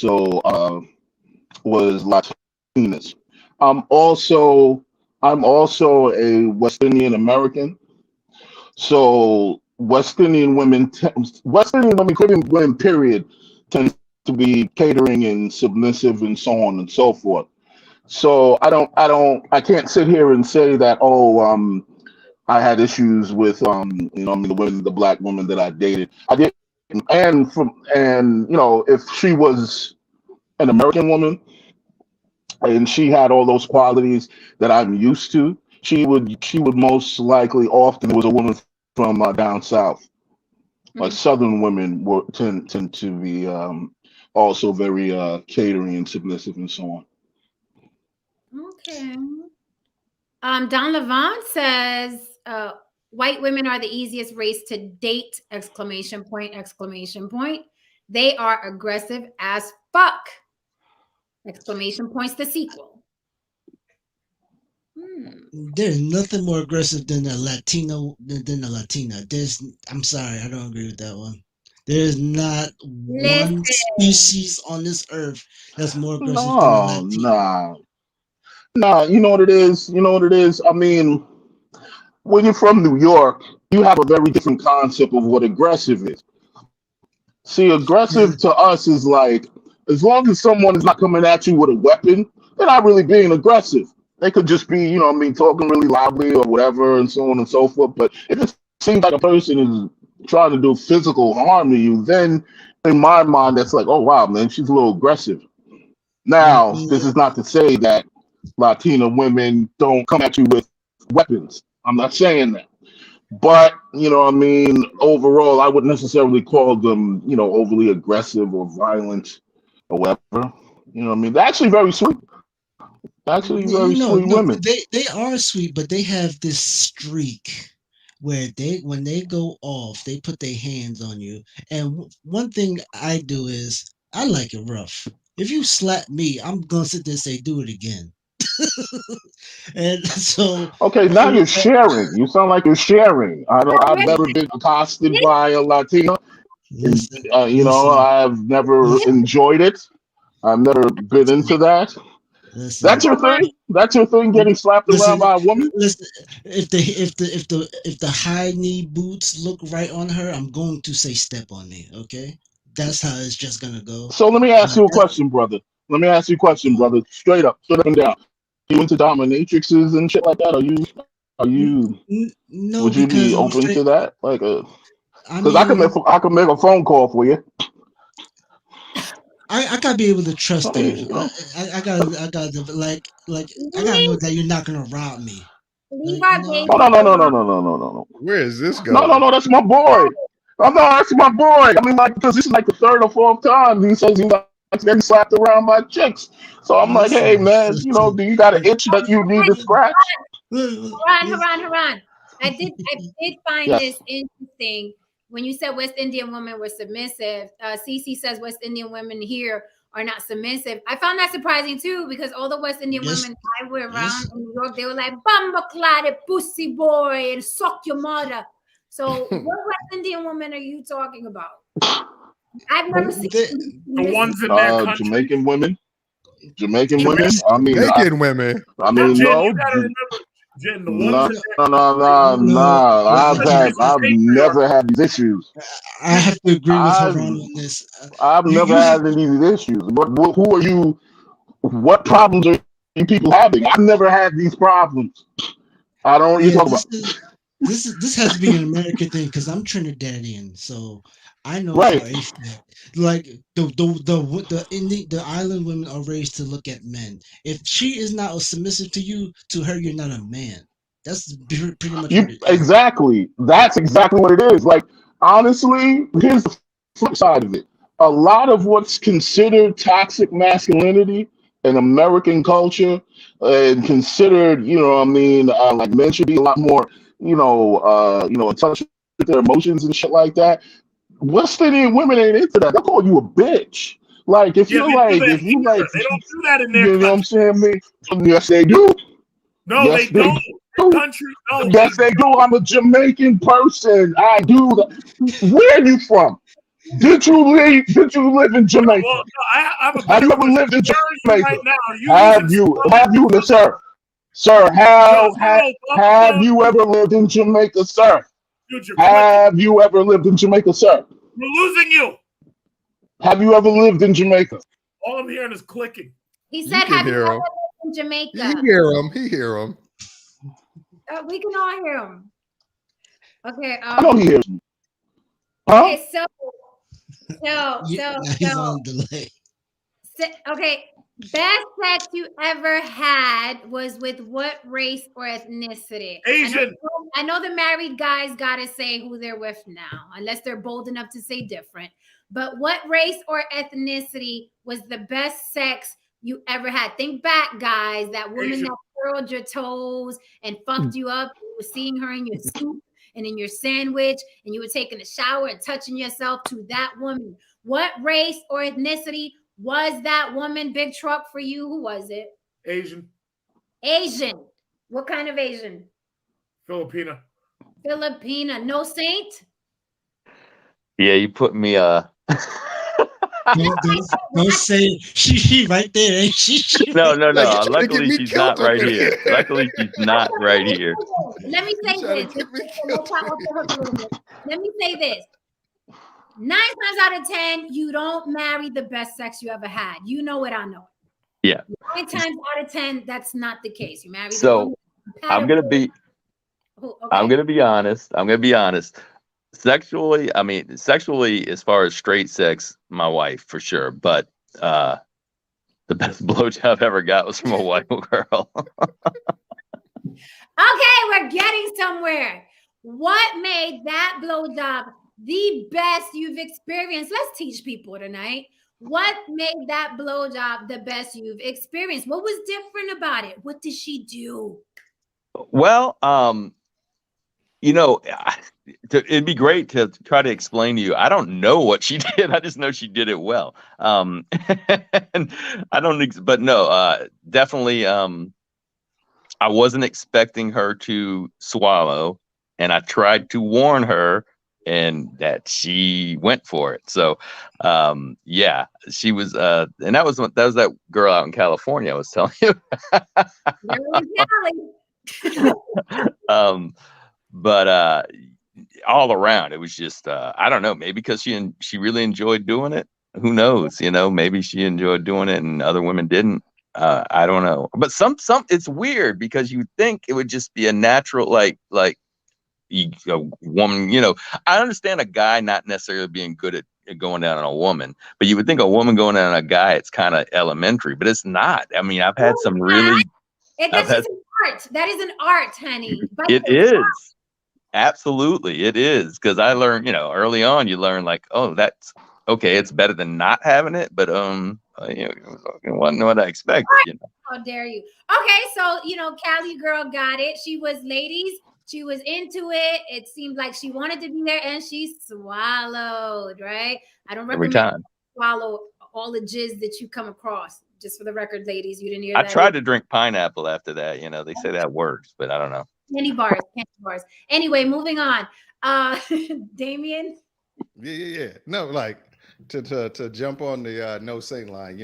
My wife is amazing at everything she does. I'm gonna say that, but with that being said, there's no hub. But with that being said, historically, if I look at the women I've dated or women I've slept with, if I gotta pick one race that was consistently about it in the situation, it had to be Filipino. Oh, okay. Super chat break really quickly. Thank you, AJ. We miss you, man. You barely come around. AJ went Hollywood on us. AJ says, just showing some support. I don't date out. My wife is black and beautiful, 10 years strong. Go ahead, AJ. Don Levon said, My best race for sex, Italian. That's different. Please explain that, Don Levon. Elaborate. I like hearing these different things, what people are into and why. When he's done, I wanted to talk about Filipino after he's done because I Okay, didn't get a chance. you have to break that down for us, Damien. Again, for the women watching who are Black and may still want to Black men who still love their Black men. We hear that a lot. We love our Black men. Yeah, right.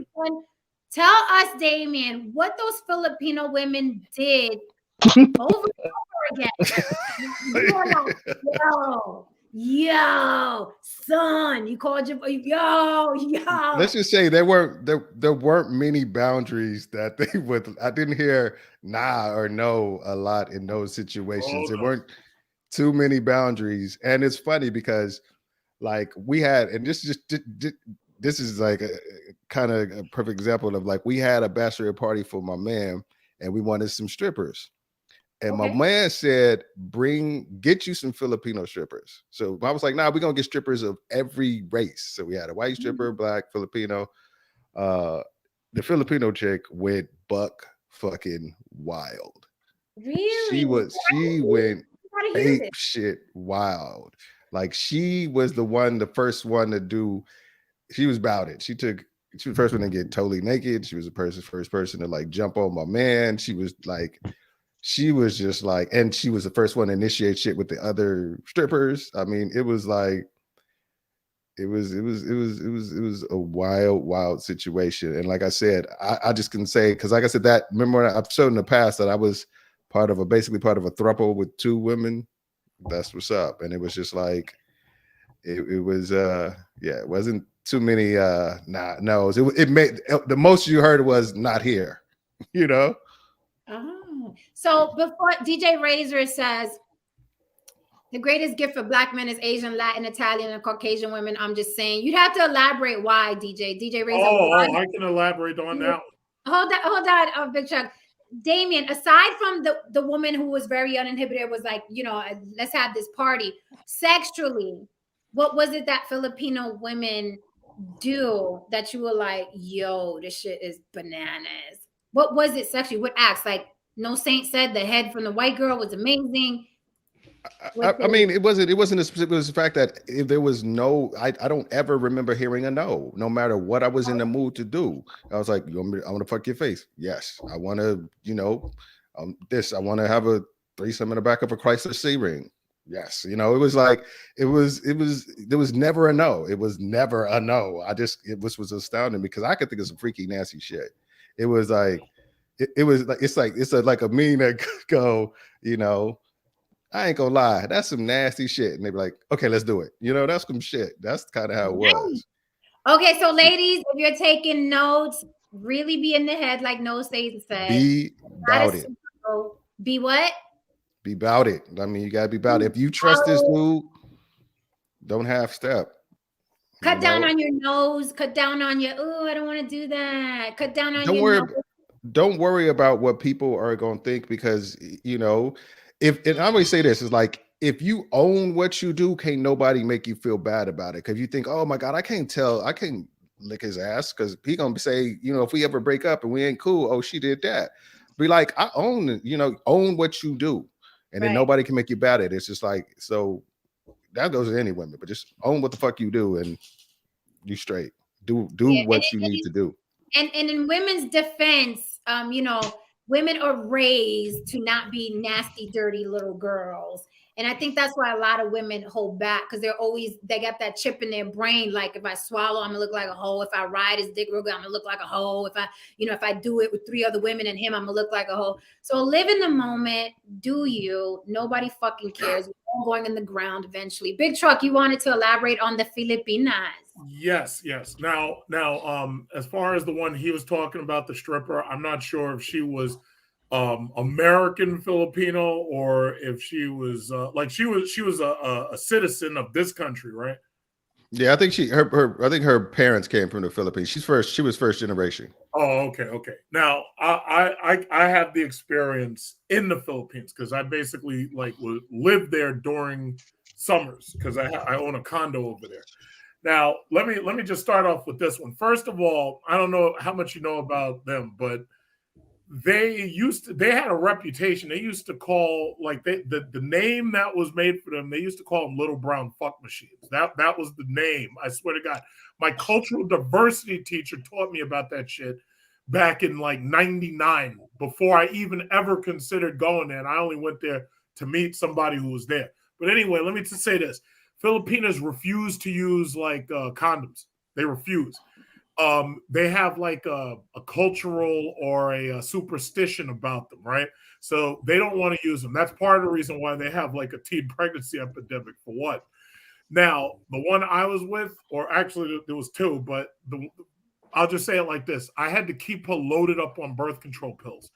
She wanted to we'd go down to Mercury Drugs right down the block, and we get like those big pack of birth control pills. And that was the only thing that kept me from having one of them Jon Snow bastards over there. So I'll say it like this. She wanted it every freaking morning and every night. And she wanted it more than me. Like there were times when I get exhausted, like I'd go out to the pool, I'd be swimming and everything. She wanted it in the morning. It'd be like 5 o'clock, 4 o'clock, you're waking up. And then she wanted it at night too. And she would keep you empty. Like literally, she'd keep them balls empty. She'd keep your stomach full because she would cook. And she knew how to cook. But she'd keep them balls empty. That's number one. She'd bring her friends over. Her friends are in the next room and everything. They'd be in there watching Korean dramas and everything. And then while her friends, she'd leave them for a second. She'd sneak in there. Now I'm laying there on my phone. I'm watching Gordon Ramsay shows and shit. She'd come in there and she just like quickly just like take off her shirt and shit. And she'd want to fuck like right there and be quiet while her friends are in the next room and just be real quiet about it. And it was almost like she had a strategy. Like she was trying to keep me empty so that I never had a chance to think about any of her friends in the next room. And she had a couple of cute friends in the next room, but she was like it was like a cat claiming its territory. That's how hard she was. And what was funny about her was I had a Chinese girlfriend at one point.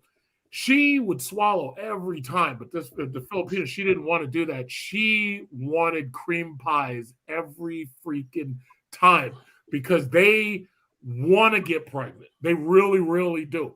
And the birth control kind of messed up her rhythm or something. Like sometimes she'd be like laying there like completely out of it, and then all of a sudden she'd get the sex drive right back.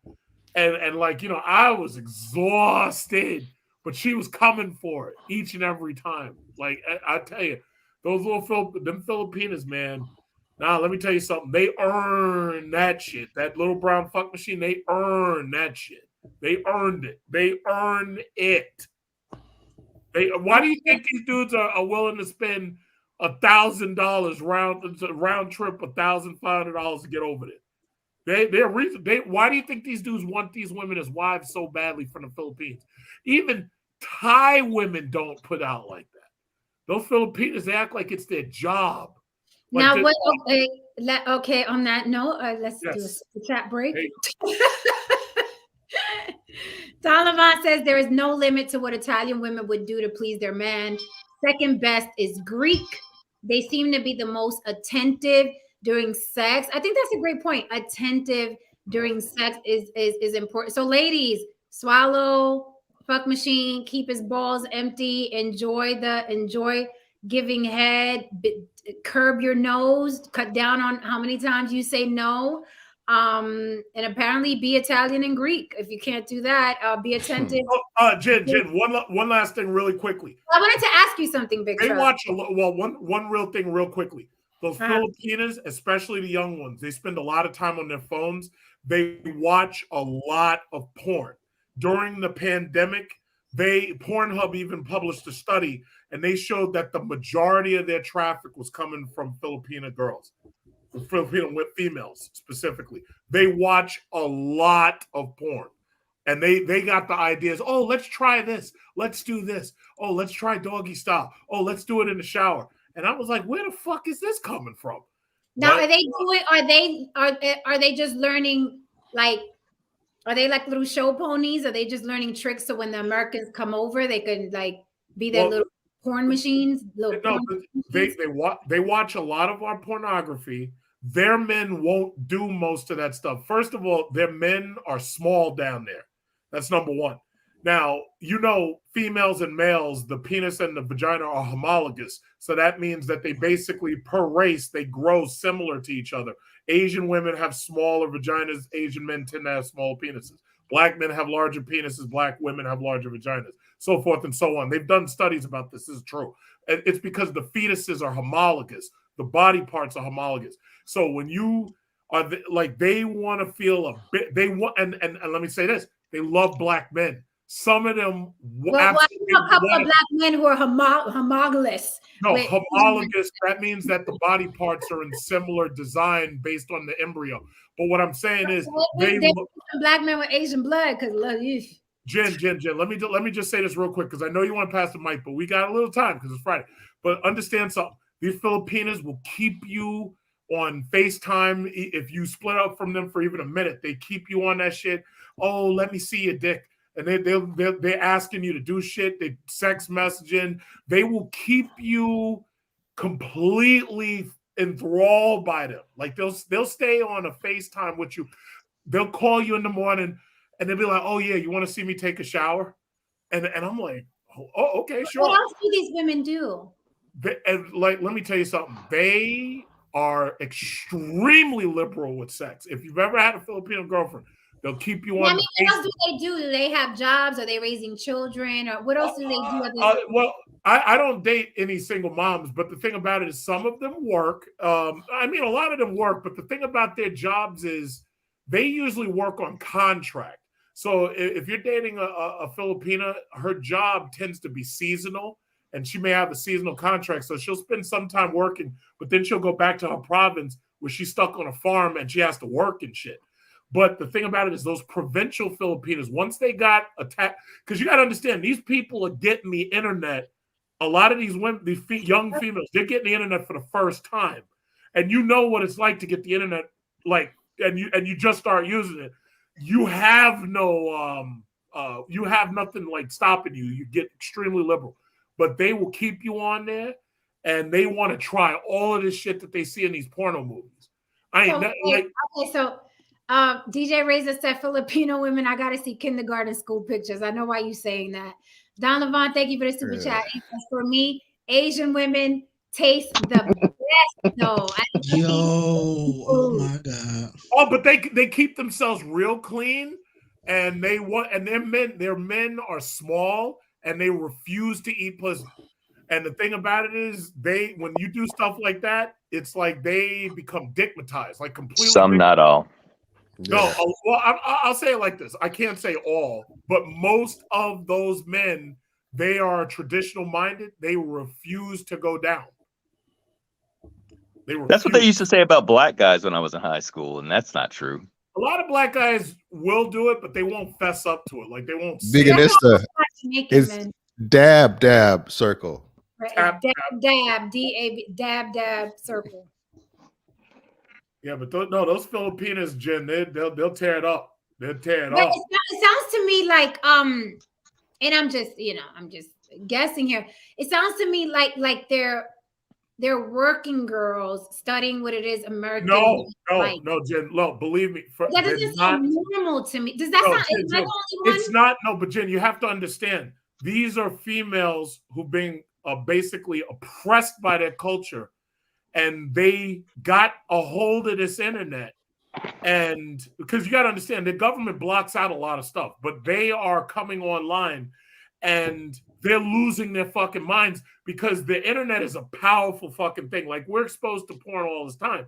But these chicks down there, these provincial females, they have not become liberal because they just got exposed to it. So it's not that they have nothing to do with prostitution. It's just that you can imagine when they see this shit, all of a sudden they want to try it. But Jen, you have to understand. The ones who you has nothing to do with prostitution. Jen, you have to understand the ones who are in Angeles City, or the ones who are in the city and they specifically work in the red light districts and stuff like that. I'm not talking about them. I'm talking about the provincial females who grew up on a farm, and then all of a sudden they got themselves a smartphone and they got exposed to the world. And they never saw the world before. I don't, but I think what Jen was talking about, most of these men that she's talking about ain't competing with Filipino women from Philippines. I think she wants to. We got to bring it back to what she was talking about. You said most of the men or the women? I said the men that she's talking about. That if she was something like, what can, if women are looking to keep their men or what have you, I think she's trying to say. Oh, dude, these women here in America, they can't compete with that. They can't compete with these foreign women. They know it. But most men ain't going over there. I know passport bros is like a thing, but I don't think most men going over like that. I think they messing with the chick at the club or messing with the chick at the job, you know. So I think what you know, correct me if I'm wrong, Jen, you're trying to say what can you do if you know with the women in your I'm very much talking about here. Because I think like going out of the country and that's why I wanted to stay off the passport bros thing, because that's a whole different arena. Like that's a whole different thing. And those women out there are going to move a certain way for a certain reason. But Jen, don't you think it's funny? Most of the people answered it, and they were talking about a foreign woman. One guy said Greek, Italian, Filipina, and then another Filipina. Well, don't you get it? It's like these American women can't compete with that. No, I know, but the Filipino women that Damien spoke about, she was born here, right? But she was Filipina. That's the point. The mentality is different. I know that. I'm saying that when you're talking about girls from another country who are trying to cater to Americans for a certain reason, it's different. Like those. I understand that, but a first generation one has not been indoctrinated by America yet. Her family has kept her away from that, and they've kept her in their line of indoctrination. Okay, so I'll put it this way. Those women that you're talking about in the Philippines who are watching porn and keeping your balls empty, if you moved her here and she got a job here, she's not going to be running around after a big old black man trying to keep his balls empty. She's going to be working and making her own money. That's what happens here in America. And you know what she's going to do with that money? Unless she's going to get into prostitution. But Jen, you know what she's going to do with that money when she makes it?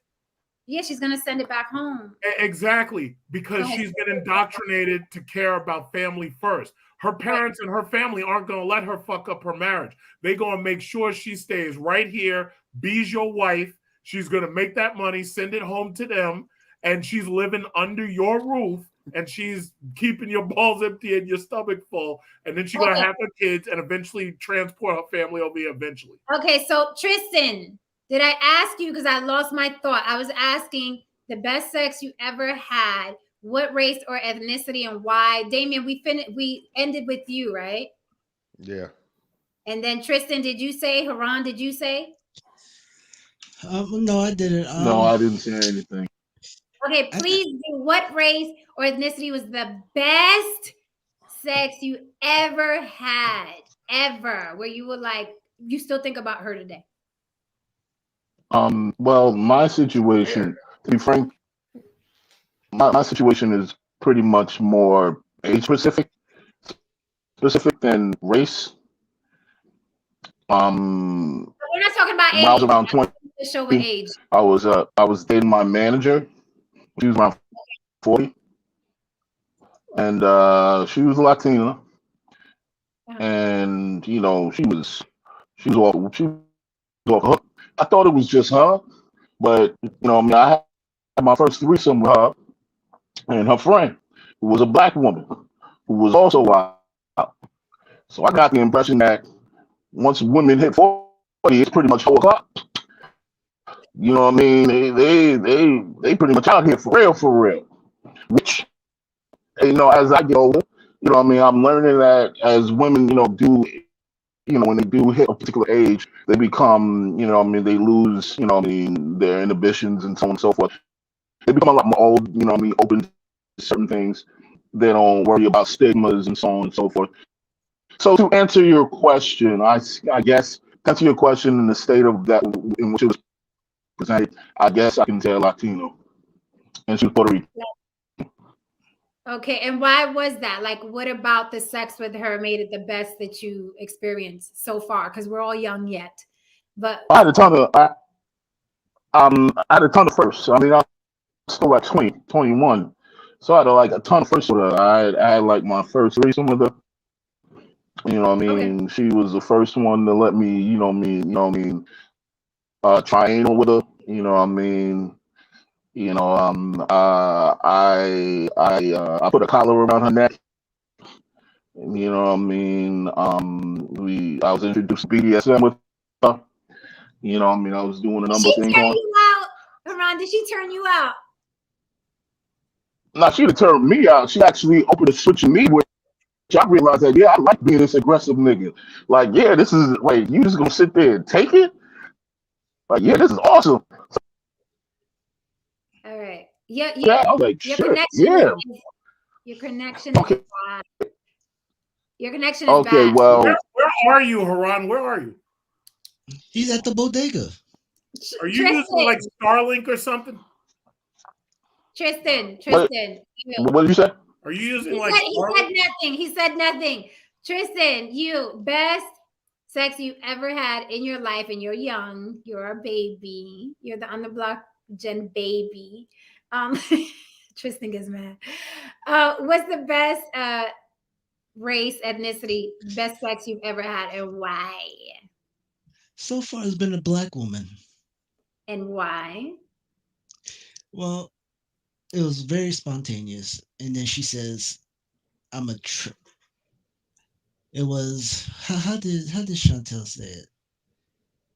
There is a no holds You calling bar out names? tonight. I know we getting a name. Damn. You mute that out, please. That was an accident. It was an accident. No, she was just like, hey, there is no tonight. That was pretty much it. And I was like, okay. And you'd be surprised what the smart nerdy girls do. You know what? Hold up, Jen. I'm gonna just say something. That's a hard question. I know people are answering it because the best could be determined where you are mentally in your life. If I'm with the wild, freaky shit, it could be this. If I'm with the, if I, wherever I'm at, it could be different person could fit each place in life. No, Damien. No. I'm telling you. Listen, I've been through No Saint gonna agree with me, ain't you? No Saint. Mira, I've been through so many different stages in my life. Albeit that is true. Sometimes you're like, oh, this is my whole phase. Oh, this is my settle down phase. Oh, I'm married now. But even with all of that, I can say the race of the best sex I ever had. So stop the cat. So what's the answer? Black. What's the best you ever had? What race is the best? Oh, okay. I accept that. Of course. But that could be numbers too. She had that could go down to well, that's like anything else. That's depend on how many partners you had of each of you. We need a bigger sample size, right? If you only dated one Asian guy, but you dated 10 black guys, chances are it's going to be a black guy. That's true. That is true too. Yeah. Okay. I guess It's all about proximity. You need to go. You need to go and fuck a couple more Asians. That's what he said to make sure. I've never fucked an Asian. I've never been with a white guy. Listen. I'm very militant, y'all. You're brand loyal. Yes, I'm militant. I've never. And I want to bring something up. I kind of want to bring it back to because I thought the interesting aspect of this conversation was how people react. Like when you brought it up earlier today, like, yes. Because I think, listen, I think that is, surely there are racist white guys that will look at a black guy with a white woman and be pissed off. That's not me though. And the same on the other side. I'm sure there's black guys that looked at me, or maybe there's Latino guys that look at me and it's like, man, he's taking one of our women. I think that is definitely more, because I'm white, I have that kind of white privilege where that kind of stuff doesn't bother me. Like my whole thing was always like, okay, this black one's with me. You're getting mad, but even if she wasn't with me, she might not be with you either. It's like I'm not, what I mean? Words have actually come out of my mouth to a woman before. What's that? I said those exact words have actually come out of mouth to a woman who said something. And the funny thing is, I was with a Mexican woman that I was dating at the time, and this woman came from across the street. The sister came from across the street to say, "The world is a messed up enough place as it is." And I looked at her. I was like, "Look at me and look at you. Do you think even if I wasn't with her, I'd be with you?" Right. But I want to say something, because you asked some of the other people on the panel about what kind of reactions they got. So, you know, the biggest reaction I remember, because I was engaged to a Black woman, and on my dad's side of my family, I knew my grandmother was racist, right? On my mom's side, I never viewed them as racist, and I don't think they were racist. But however, I was really hurt, and it took me a while to get over this, because while we were engaged, now my mom didn't tell me this until after we had broken off the engagement, but she told me that my grandparents were like, "Well, we see it on TV and everything, and it's okay, but you know, this is not in our family." Now, I will caveat, like, they weren't going to show up to the wedding. Now I will, and these were my grandparents that I spent a lot of time. Now I will caveat by saying that they didn't go to my mom's wedding because she didn't marry a Catholic. So I mean, there was some precedent there. The box was this big.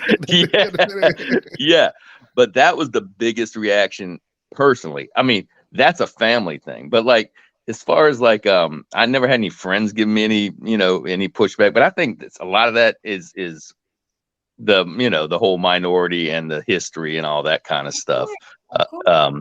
But it's always interesting to me, like when I hear, like, I remember Crazy Legs was on here and he was saying, we're all in it, the oppressor. And I'm thinking to myself, did you take a DNA test? Like, I know, like, for instance, Erica, she's got a lot of oppressed. She's the oppressor and the oppressed. she's got a lot of the oppressor in her family. So when Crazy Legs said he might want to take a DNA test, he might be talking about like half of his DNA. Oh, but see, the I'm gonna be nice. Go ahead. The Caucasian DNA that we have in us was like against our will. It's some of it. You know, right? what I mean? Like Puerto Ricans are Spaniard. No, I get it. I get that aspect. I'm not proud of being part Spaniard because they were rapists and colonizers. So who cares? No, I get that part, and you're saying that, and that's for some people it's a fact. But then what about my kid? 2 generations down, they're going to say, well, the oppressor raped, or are they going to say, no, my grandfather married by you know what I'm saying? There's some of what you're saying, and then there's some people that just got married or just had kids because they liked each other.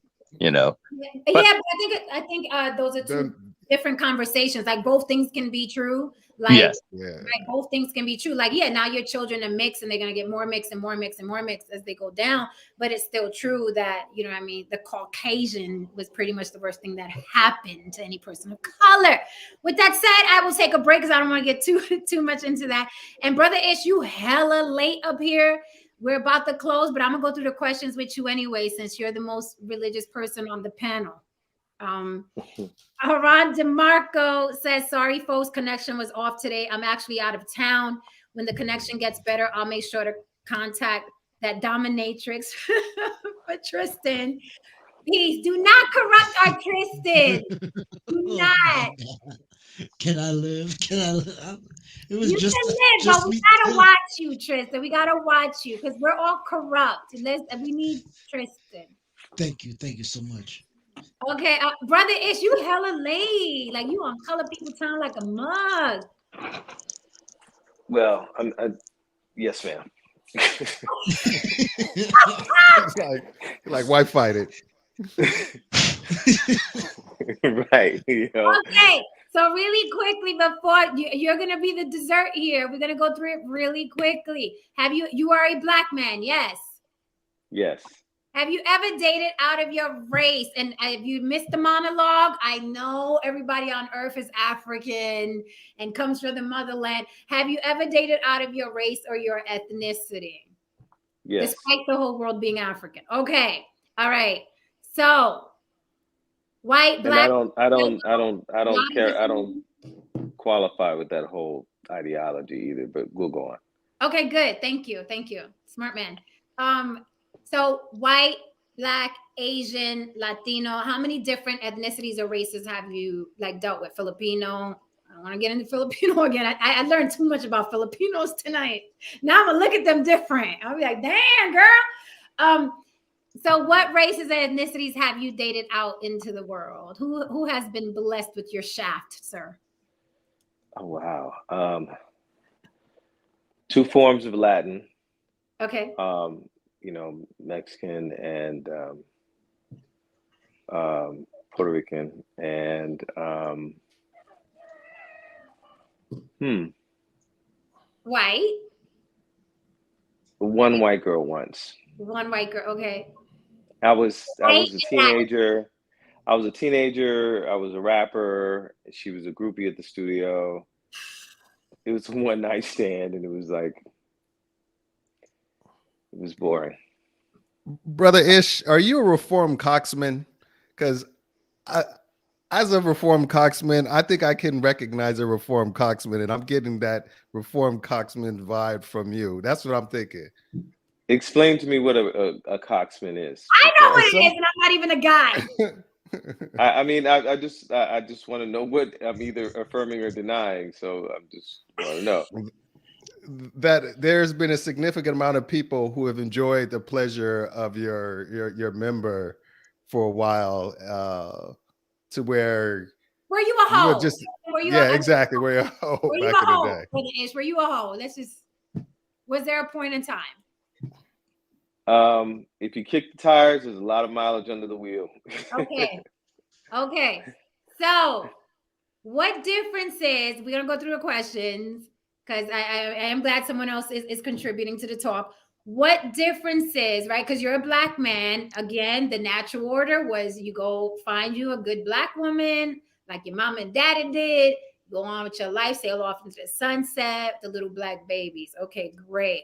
But you dated out many times. So what were the differences culturally, physically, emotionally, that you felt were different than your norm, which is Black women? That's your norm. That's what you were supposed to do because you're a Black man, right? Got it. Mm-hmm. What were the differences, body-wise, culturally, whatever it was? I don't want to say it for you. What was it with the white woman, the Mexican woman, the Puerto Rican woman? We have to act stupid up here, you and I, but go ahead. To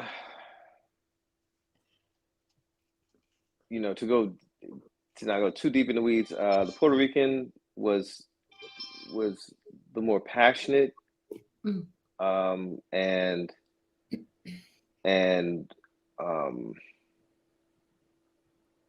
just very, very extremely passionate. You know what I'm saying? Like, it was just, it was, but I also, a lot of that, I believe, like one of the panelists up there said earlier, it's individualistic. There's chemistry. I just think that, there's certain individuals that you just have chemistry with, and somewhere, it falls in line with that. As far as there are cultural nuances, and with the Mexican young lady and the white girl, those are one-off. So it's really hard to really denote a scenario. It was just a one-off scenario.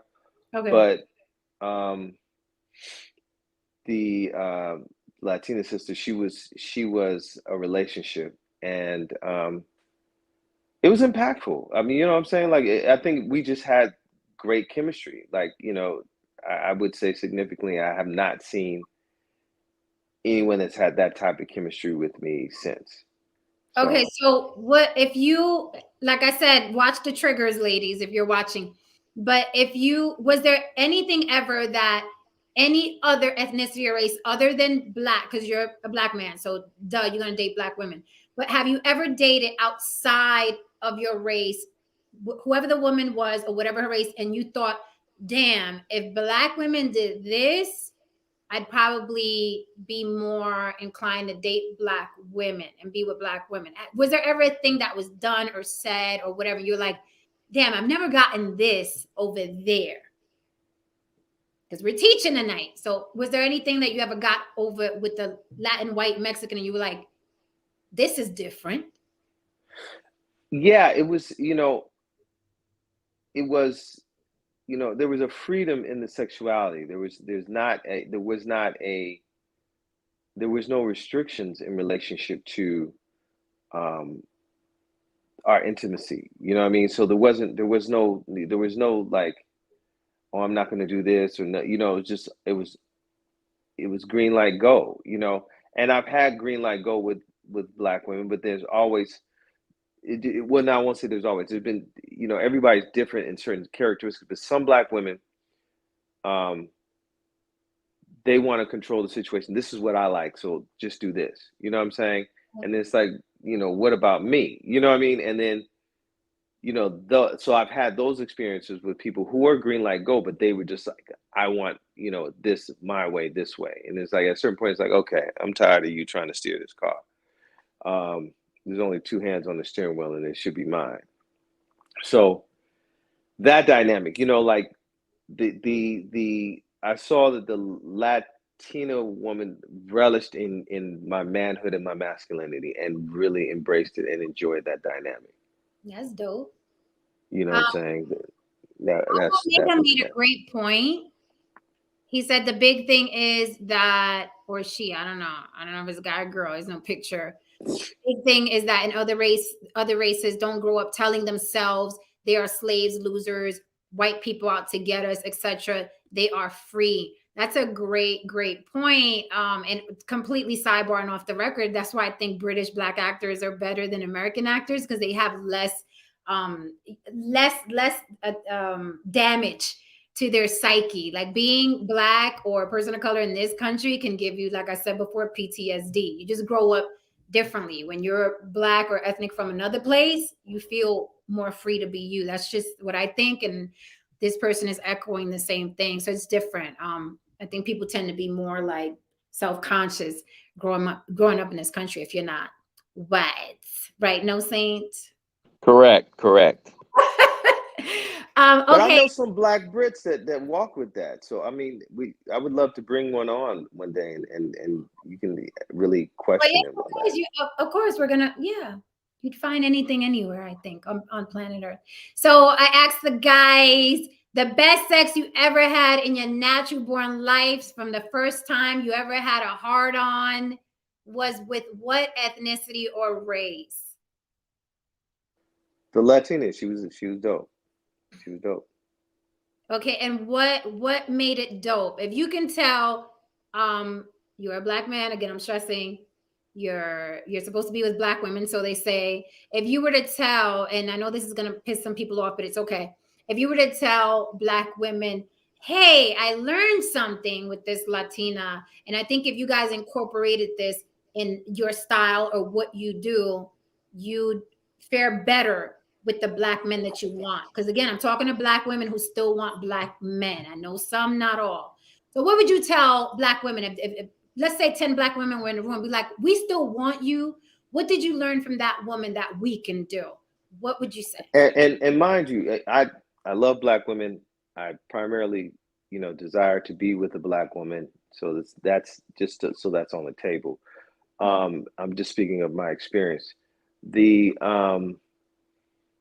I would say that there has to be a degree of freedom, just to like stop making so many other issues in the process. Don't worry about, okay, my hair is going to get sweated out. Don't worry about, like, what is somebody going to think about me if we do this, that, or the other? Like, you just have to be free. And in that experience, in that relationship that I was in, there was a freedom, and there was just and it wasn't contrived, it wasn't planned. Everything was just spontaneous, and it was just natural. And it was like we just couldn't stay away from each other. It's like we had to, at a certain point, try to stay away from each other to just get things accomplished during the course of the day. So that's a dynamic that I think a lot of sisters have to really open up to. Like, if the man has qualified himself for you to be in the bedroom with him, and that's a key dynamic as well. If he's qualified himself to be in the bedroom with you, then allow the freedom to be there in that moment. That's a great point. That's another point that we didn't touch on. Very, very true. If you're a woman and you are to the point where it's like, I'm gonna give him some, never mind that wig, that bonnet, how you feel, like he's there, you're allowing him to be there. I think it goes back to what the other guy said, where it's like, I didn't hear no. We heard that statement a lot tonight.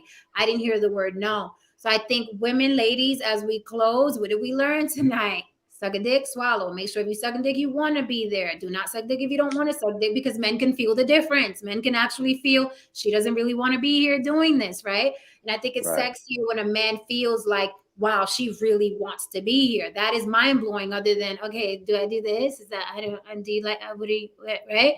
Much better. Also, be uninhibited. Be catering. I know women hate that word. I didn't say submissive. I said catering. And I love that point. It's like if you guys are there and you're buck naked, it should be let's do it. How did you say it, Damien? Bout it. Be about it. We're here. About it. Be about it. We're here. We're naked. I'm letting you into my world, in my womb. Be about it. I love that. I love that. If you're already here, we're here. Let's do it. Let's rock this shit. And it just sounds like you guys like being catered to, women that are attentive, right? And I think all of us, all race and ethnicities, can learn that. But unfortunately, culturally, some of us are raised to be more of that than not. And I think we could all learn something from somebody else instead of, like I said, instead of get mad about people dating out, find out why they date out. I think the Black men here talking about Black women were very, very sweet and nice. And they made it a point to say, nah, those the sisters is what it is. But they was just explaining their other experiences. And also, I think that Black women and all, any woman that feels rejected by her own, right, should date out. I agree with Annalicia. Please date out. Stop depending on this one race or one ethnicity to want you. Like I said, when I was on set, the Puerto Rican guy was like, I don't date Puerto Rican women. I don't like them. I am Puerto Rican. That had nothing to do with me. I did not get offended. It was his choice. But it shows that he is allowed to want whoever he wants because I don't want him, right? So that's kind of like how it works. But like I said, sometimes we get a little sting when it's somebody we want and they're with somebody else. So especially if the person is fucking attractive, right? I'm attractive. I'm dating a Black man. Puerto Rican guy is gonna get mad, right? That's the way the world works. And Jen, I think the important point there is that the person who feels, I guess, dejected, they can't compete with the person who's nothing like them. Black women are angry about the fact Black men date out of the race or out of the country because there's absolutely no way that they can compete with those people. Oh, and I would say the same thing. It's like the men who may see you dating a Black man who may probably be taller or whatever it is about them, if they see that that's your personal preference, they know that they can't compete with that because they're nothing like that. So I think that's ultimately where I won't say self-hate, but I think that's where the introspection comes from, where people are very disappointed or upset by exogamy in general. Now, in this country, it really comes down to just deep-seated racism and feelings of discrimination. Because basically in this country, for the longest, miscegenation was frowned upon. But now what you're dealing with is, especially when you talk about the women, they know that they can't compete with these women that these guys are dating with, and they don't want to see what they quote unquote their men and their men's resources. They don't want to see them going anywhere else. Yeah, I've heard that as well. Like he went over there and giving his money to, like with athletes who make a lot of money. Like, yeah, you're spending that money in the white community, or you're giving it to that white woman. So I hear that a lot. I think Can I say something? Go ahead, Amy. I just want to say something real quick as well. It's just like, I mean, I feel like if you feel like you want to date somebody that's not the same race as you, do that shit, but don't be like, you shouldn't do it either. Like all Black women are this, and so you shouldn't do it. That's when some bullshit start to happen. Wait, I'm sorry. Explain that. No. What I'm saying is, like, say for example, and that's not directed to you. That's just in general. Because I remember the girl Annalisa was kind of saying that. He was like, black men are this, so all like she was basically saying, don't date them as a group, as a whole, because of who they are and how they are and everything that's negative about them. And I think that's right there is a whack shit thing to do, because if you make a personal choice to date somebody, marry somebody, have children with somebody that's a different race, rock with that. But that's your choice. And remember, that's you. Don't be like, you shouldn't do it either because black women don't do X or black women don't do Y. I think that's where the whackness comes out of the whole situation. That's what turns it into something different than just I met somebody I rock with and I'm kicking it there. It turns into some like you said, some self-hate or some that's when it becomes toxic. Yeah. I would like to give some pushback to what Truck said in relationship to here we go. That I don't think that it's that they can't compete. I think that I think it's just the circumstances and the cultural nuances, you know, because I've experienced black women that can compete. I've experienced black women that, you know, have been amazing partners in different scenarios. So I you know I don't think that it's a monolith like the topic the other night was. I think that there, you know, when you're talking about black women here in America, you also have to again talk about all the self-esteem issues that are going on. I mean, any collective that's wearing someone else's hair denotes that there's a lot of issues going on within the mind, and you know, women in general are onslaught with imagery and concepts constantly in this country. So with that being the case, it's like you're going to have a lot of nuances, and with cultures that have a greater sense of their identity, or you know, with cultures and traditions and all that, there's a greater confidence level to kind of function. And this melting pot and gumbo or salad, whatever you want to call it, has so many nuances to it that a lot of people are just confused, you know, into who they are or what they want or what they feel they should do or what is comfortable or what is right. You know, there's religious dynamics that come into play, and a good girl doesn't do this, and you know, a woman of high intellect shouldn't do this and that and the other. And it's like you really have to just micro it down to two people and what do they feel comfortable in doing at the bottom line, and that are they compatible? Do they have, and really vet out who you're dealing with. Now, when you start to say, oh, Filipino women are this, Latino women are this, you're going to always find an individual that's different. But what you're looking at is the cultural nuance that you're attracted to. And sometimes you have to make a determination, because you have to make a determination about the person. And who is this person you're dealing with? Because a lot of times when you start to fetishize or categorize people, you're missing out on a whole dynamic that women and femininity bring to the table. And that's what I discovered. I was receptive to this Latina, not because she was Puerto Rican or, you know, or the other lady that was Mexican. It was just, I was receptive to that individual and all the things that came with that, you know. And there were nuances, there were things I had to learn, you know, like this action actually means this, you know, you throwing No saints said the same thing. Hold on. When I said can't compete, let me clarify what I mean. There's two parts of the can't compete. One of it is the physical.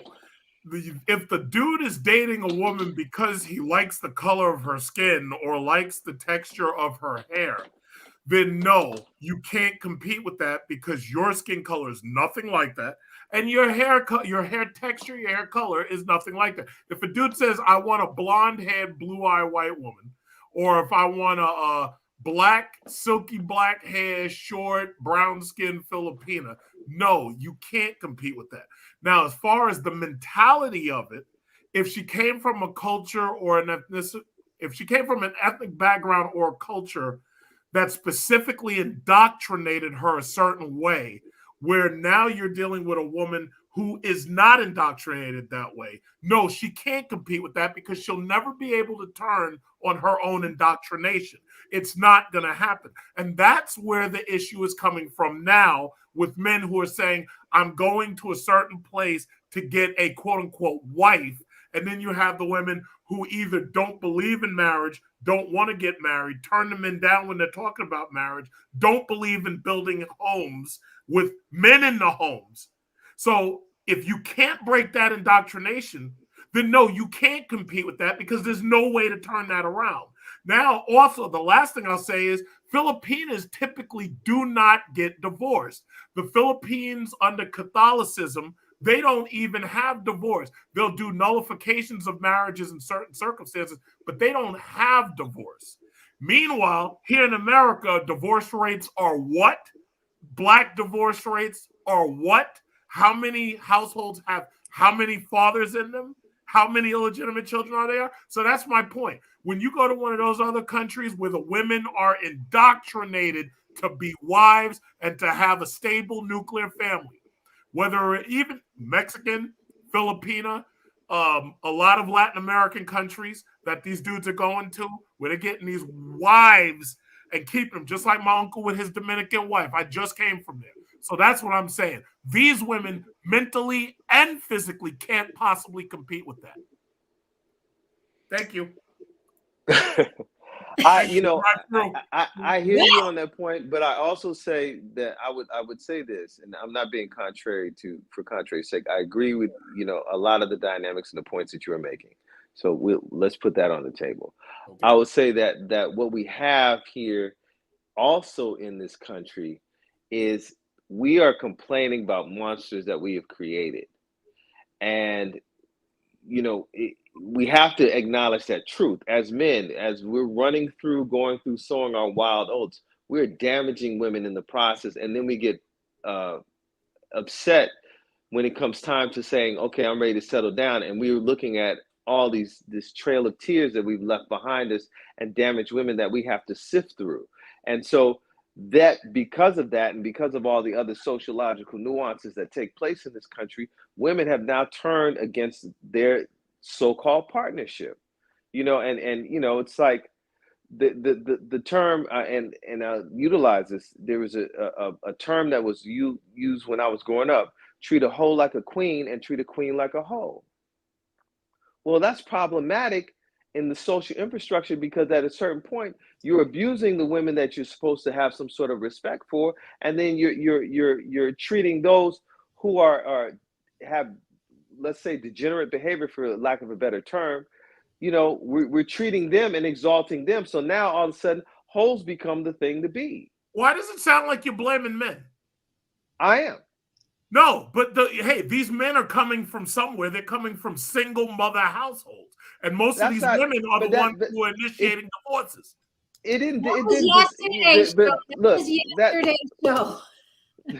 That was, but let me say this. Not all black men are coming from single parent households that are making these type of decisions. These type of decisions happen when there were still two parent families. It's not just everybody's running around, with their mama being a baby mama. Like that's such Let me interject with Don Levon's comment. He says, at Ish, this feminist mess has been going on before I was born, so I didn't have anything to do with it. Exactly. And I ain't got time to fix it either. I got time to get a passport and a plane ticket, but I ain't got time to fix it. Well, I mean, again, that's a personal choice, and there are people that want to preserve the culture. There are people that, and in some terms it's called a race man. And there are individuals who say, I want to stand here in preservation of the culture of our people and the future of our people. Because it's easy to. I honestly think it's a farce. It's a mistake. And I think that's a mistake that Black women specifically, respectfully, I will say to my sisters, I think that's a mistake they make. And when we talk about people getting left behind, a lot of Black women get left behind because Black men, that ship fucking sailed. Black men are now passport bros. Black men are dating the Latinas. They're dating the white women, and black women are still saying, we love our black men. Black men don't love y'all back. It's rare unless they're religious or trying to preserve the race and the culture. Like to sift through, first of all, you're already sifting according to them through the Pookies and the Rays. Then you're sifting through the men that don't want to date black women. Then you're sifting through the black men who don't want to preserve the fucking race and the culture. So I think it's so ridiculous for people to still keep hope alive. Let's preserve everybody. Life's too short, like Big Truck said. I ain't got the fucking time. I ain't got time for that. But Jen, you know, Jen, on what you're saying, Jen, on what you're saying, the thing that you kind of have to understand, and I think men mostly believe it, whether they want to accept it or not. To them, women are basically like Xerox machines. Whatever the man's culture is, that woman is there specifically to Xerox that and to make copies of it for the most part. Now, we're dealing with a situation where the Xerox machines don't want to Xerox our plan. They want to Xerox their own. So if it really comes down to it, again, just like I said, you ain't changing the programming on that Xerox machine if it's set to self-fucking copy and it's not going to play along with your whatever you put in there to copy. So that I think that's the real problem right there. The women I are don't believe this. I don't believe this. Like black women can't date out. No, this comment here. Oh. Black women can't really date out like that. I don't black women are at the bottom of the dating totem pole. So black men for the most part are their number one option. There are a couple of white guys that might wife them up. There's a couple of foreign guys that might wife them up. No saint was about the wife of a black woman. Yep. I'm sorry, what'd you say? No saint was about the wife of a black woman, and he's whacked. So he's just one guy, though. No, my just said my wife's friend married a black friend married a white dude. No, that's cool, but you're talking about an entire race of women. And historically, if you ask black women, you want to get into black women, what do they want? They want a black man's the most successful interracial relationship is the black woman and the white man. No, that is not. Wait, you mean that is 100% true? That's 100% a fact. Interracial. You mean the most successful interracial? Are you really? Yes, the least amount of percentage of stat, bro. Okay, please pull up that stat. And I'm sure call Annalisa up there. She said just the same too. All right, let me pull it up. I'm sorry, that one ain't. I see a lot of them on my Instagram. I don't know. You're gonna see a lot more because the black men ain't getting them. They're not dating them. They're not dating them. They're not marrying them. So you're going to see a whole lot more. You what you call it? If you pull it up, I'll let you do it. Do the research. If you pull it up, you'll find it. You pull that up. You the one who said it. No, but I'm saying it, and I know it. So if you want to know it, okay, no problem. You need my email address? Pull that stat up. I'll read it. Pull it up. I think we are forgetting the serious smartest issue. thing to do at this point is say that you made it the fuck up. Pull it up. Nope. He didn't make it up. You're the one who said it. This doesn't make sense because you said it. How am I gonna pull up? You said it. Pull it up. You said it. I mean, ask your girl Annalisa. She had it. Interracial relationship was I'm telling you, white slave owner and his black woman. Okay, so pull it up. You'll see it. You the one who pulled. You said it. You pull it up. Pull it up. Feel free. You the one who disagreeing with it. No, you said it. I'm not pulling up shit. You said it. Okay. Okay. Like I said, I'm not like you. I don't just make up shit. Just say I made this shit the fuck up. I never read. I'm not liking you. I'm not like that. I made that shit up. I don't Even make shit up. Wikipedia says the same thing. Wikipedia shows that black men are more likely to date out, and they've left black women in what's called a marriage squeeze. I can pull that up right now.